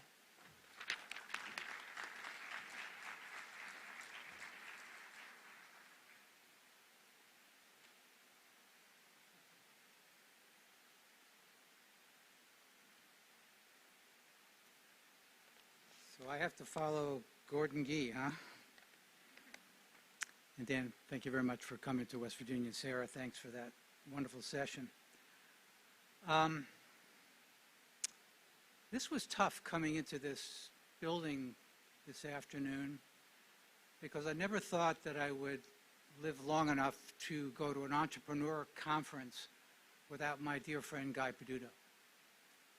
So to me, there's a real void in this room today. Excuse me.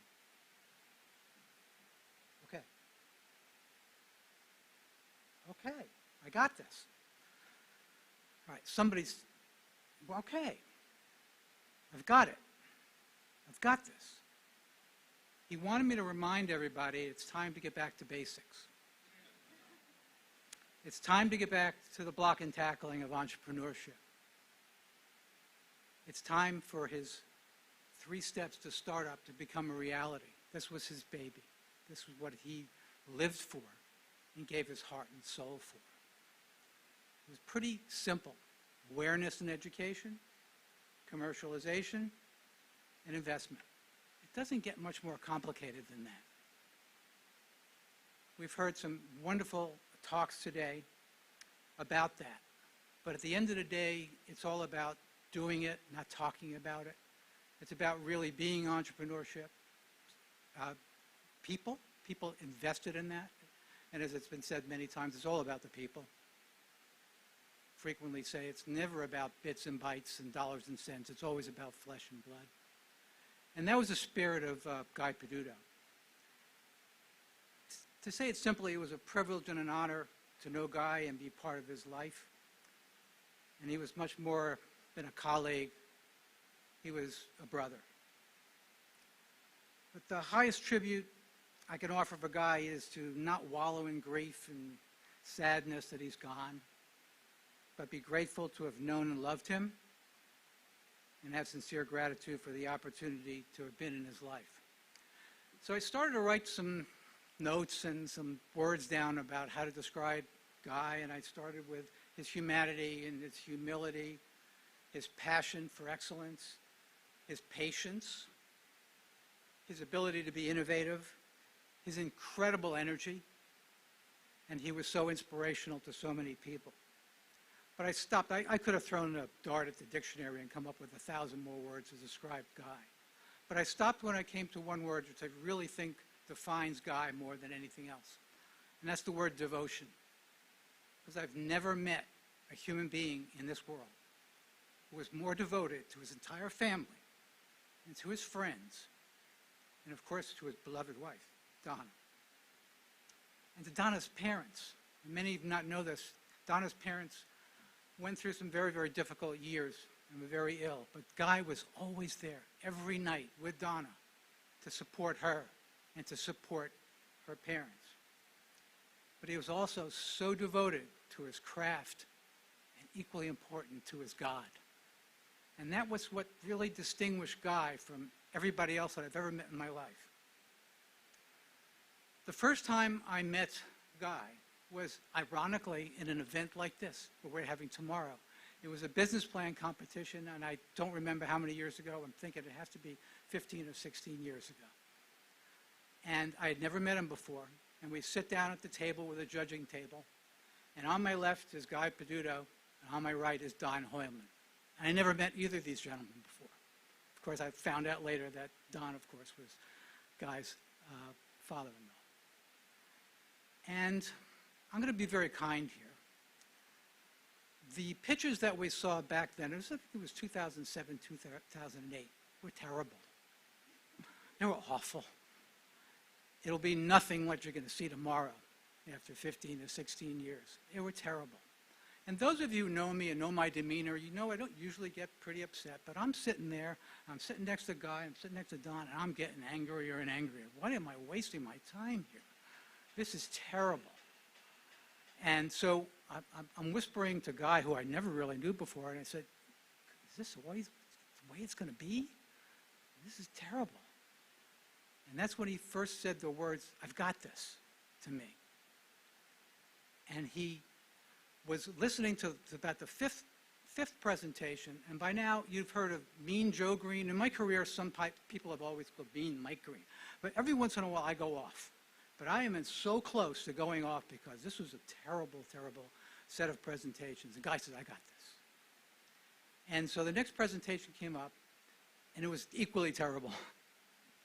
And Guy stood up during the judging session, and he was so kind and so warm and so instructive and so informative and was a real coach and a real mentor to this person. And as terrible as that presentation was, the entrepreneur, young person, walked off that stage with a big smile on her face.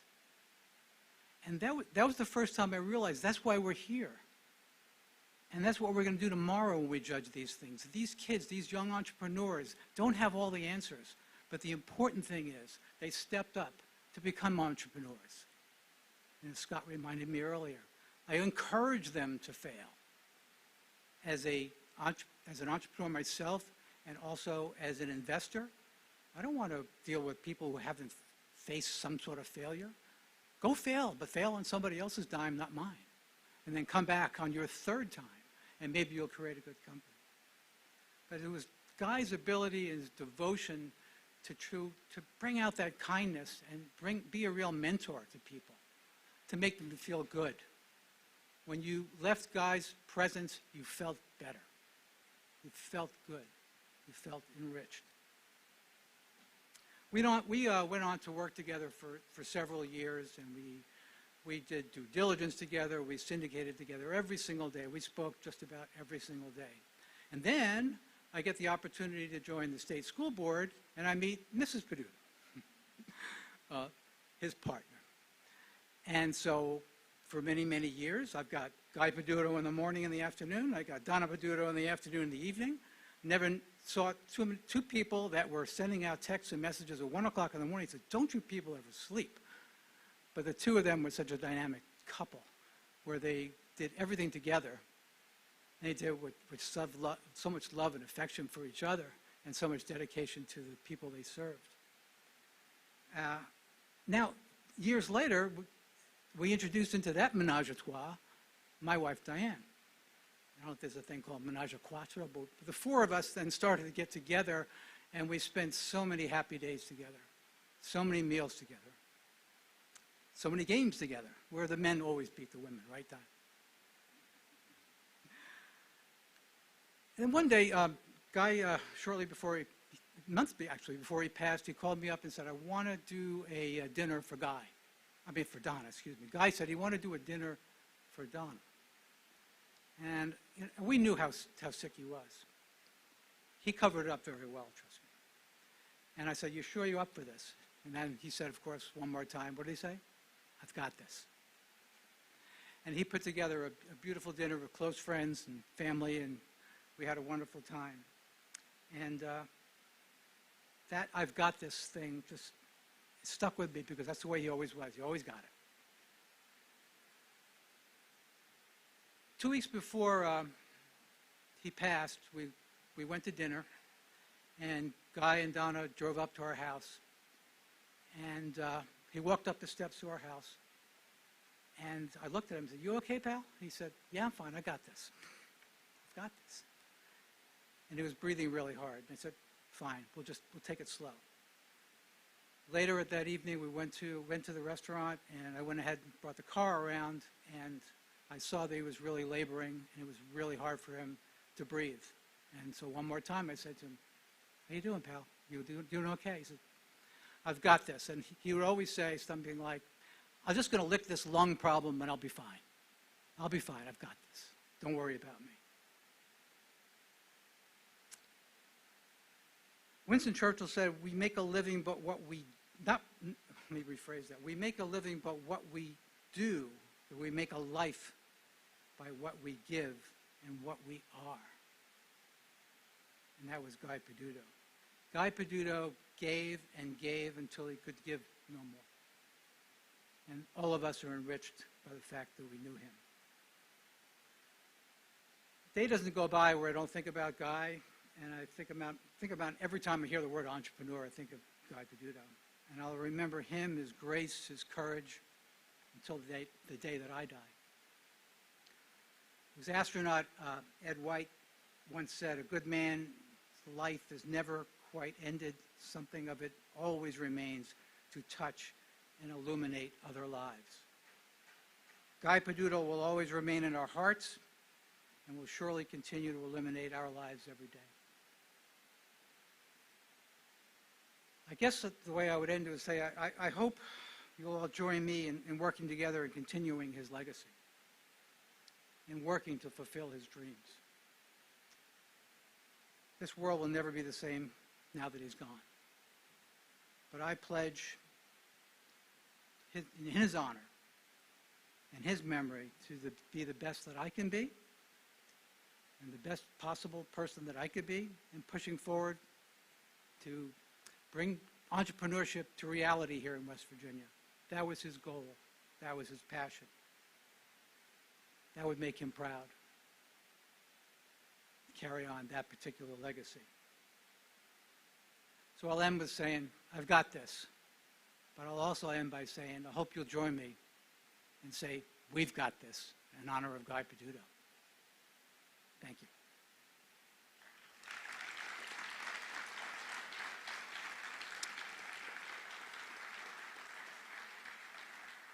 To honor Guy, when I say we, I mean Donna and Tara. And I asked Donna to come on up here. Come on up here. Decided that in Guy's honor, every year we're going to give an award out to someone within the entrepreneurial community. And we're about to do that.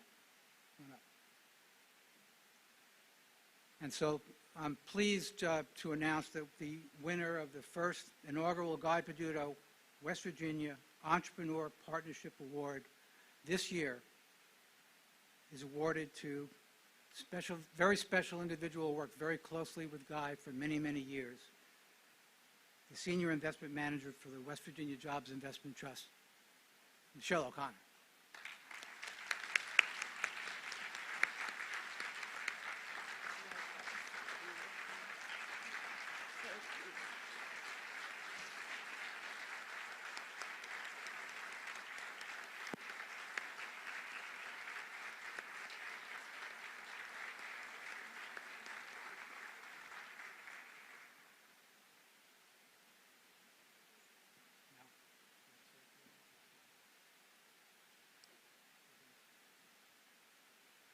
Well, this is such an honor, and I have to say that if Guy was here, well, although Guy is here, he would say, you guys just get on and do what's important, and we're going to carry on. But the legacy that he leaves is definitely 3 steps, but it also is the legacy of his love and a devotion to the ecosystem and to you all. So, thank you.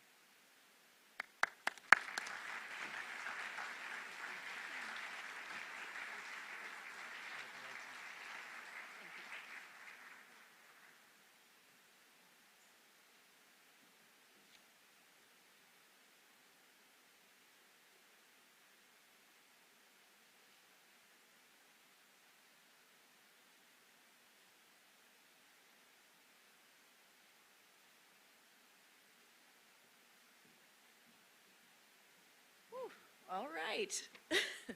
Thank you so much, Mike. And thank you, Donna, and congratulations to Michelle. So we have one more award. So I would like to invite to the stage Mike Queen, Deputy Chief of Staff and Director of Communications for the West Virginia Secretary of State's Office.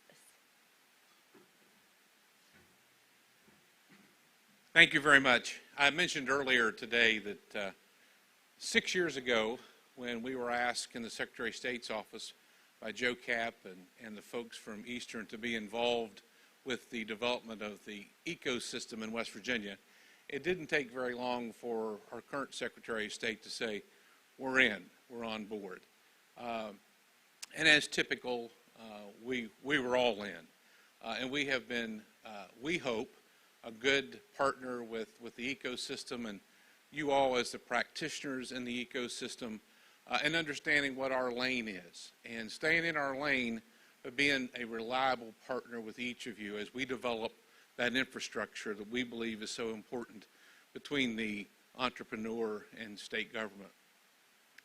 In doing so, we wanted to recognize the effort that we saw and from a really unique seat at the table, recognize the effort from so many practitioners involved in what you all do.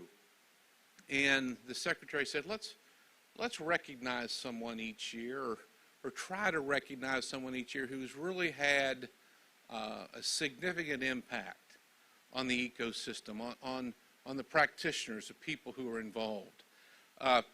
And he created the award. We talked around some of the folks in this room, and we all really started pointing our fingers at an individual that we would like to recognize today with this inaugural award. I can tell you, though, that it's someone you all know. It's someone whose position has had, and in her position, has had an impact in just about every county in the state.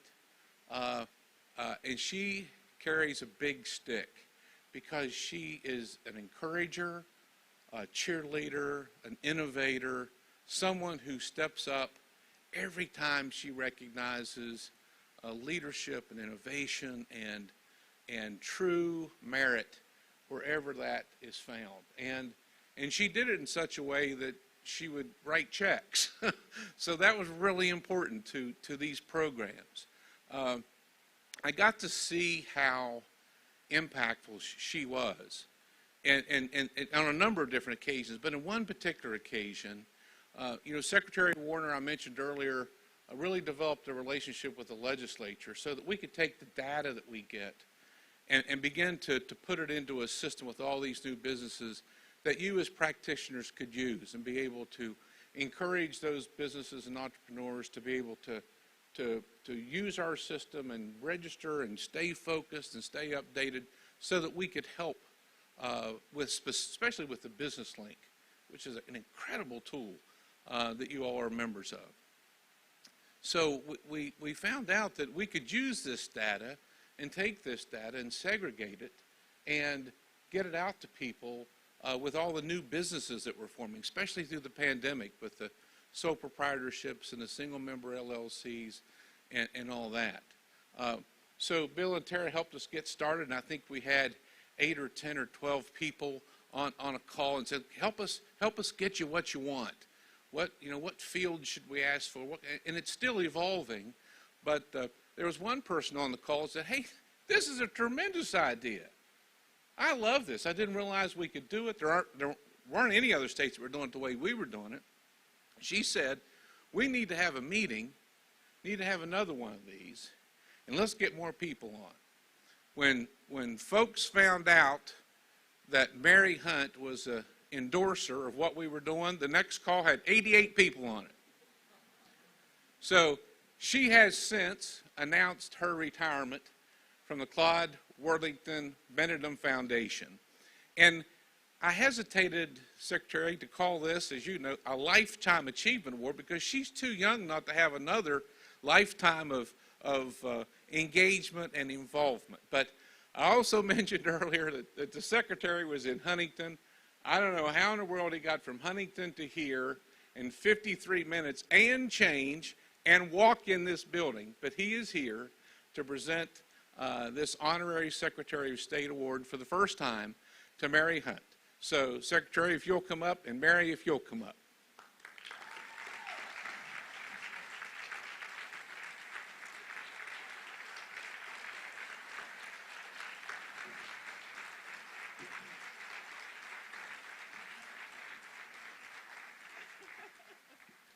Did we surprise you? You surprised me. That was really good. Mary, if you'll I hate surprises. stand up and make this But I like this one. It's, first of all, it's just such a pleasure to see so many familiar faces and see everybody just staying engaged, making this state better and better and better all the time. But I want to present this award to Mary. She has always been, to some degree, behind the scenes, but always leading the charge, and always with a smile on her face. That's what has just impressed me the most, is her willingness to get in there, do the dirty work, get it done, without looking for any praise on her own behalf. But as the chief business officer, people know me as the chief elections officer, and yes, that's important, but more than half of my staff is engaged with the business aspect of getting businesses started. And you've heard Mike today and others talk about the business one-stop. In so many ways, we've tried to make it as easy as possible to start a business here in West Virginia. And I've had a number of states, a number of other secretaries who have asked me, how are you doing this in West Virginia? How did you get so many state agencies on board? And I've got to say, when I started this, I was afraid I was going to have some pushback from some other agencies as far as joining us in the business one-stop. And the governor said, Mac, I've got your back, whatever you need. I've never had to play that card. They've been willing to step up, but it's because of people like Mary that have made it easy to start businesses and places to go to reinforce what they are doing in their own endeavors. So it's at this moment, I'm really regret to hear that you are retiring. However, I know that there's a lot of life ahead of all of us. I don't know whether you have grandchildren or not, but that's one of the pleasures of my life, and we all need to spend that family time, that quality time when we talk about Guy. There's not a moment to waste. We've got to spend it with family. We've got to spend it on our friends in the state of West Virginia, and that's what Mary has done for decades at a time. So with that, what I'd like to do to this august group, the people who are moving West Virginia forward on a daily basis, just read this plaque that I'm going to present to Mary today. It's for exemplary dedication and leadership in the development of the West Virginia entrepreneur ecosystem. I'm Mac Warner, Secretary of State, on behalf of the entrepreneurs, small business owners, and the entire ecosystem network throughout the Mountain State, do hereby proclaim and name Mary Hunt Honorary Secretary of State for Business Services as a token to the state of West Virginia's appreciation for your years of dedicated service with the Claude Worthington Benedum Foundation. Signed, Mac Warner. Thank you so much, Mary, for all that you have done over the years. Thank you. And if you would like to make a few remarks, please. Okay, it's going to be really hard to make some remarks, but I'm going to channel Guy. What do you want me to say? We can do this. That's what Guy would say. That's what we all have been doing. Sorry for crying. I'm going to cry for the next 3 months, I think. But thank you for this recognition. It's kind of an endorsement that we can do this, and we are doing it, all of us, as I look around, and, you know, it's happening. And let's just be bold and be strong. As I'm sort of exiting the stage left and figuring out what the third act is, I just want to encourage everybody that West Virginia is as good as any other place on this planet. And we don't know it sometimes here, but we need to feel it and we need to prove it, and let's make it happen. So as my first action of Honorary Secretary of State, just kidding. I hope it's not to give Mike a pay raise. I want to give Mike a pay raise. No, I'm kidding. But thank you very much, and kudos to this in-person entrepreneurship conference. We're on the road, and we're on a road to success, so thank you very much. I appreciate it. Let's get one picture. Oh, okay.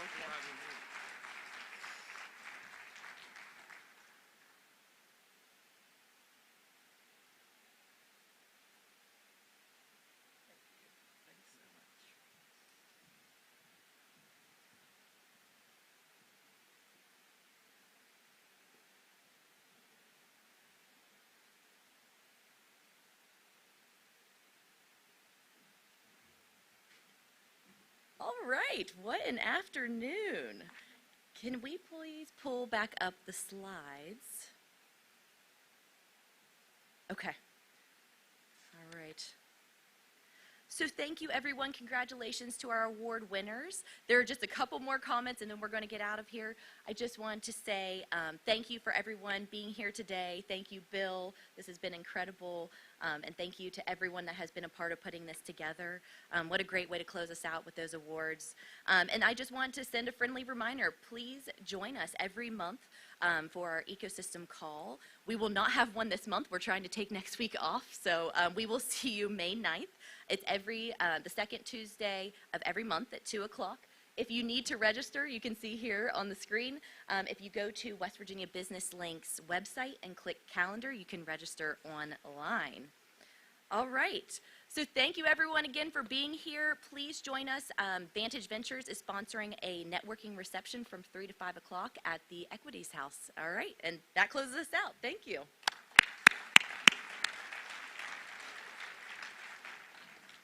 Oh, and grab a t-shirt on your way out. We have plenty. Take them home to anyone. Take them home to your kids, to your friends, to your family.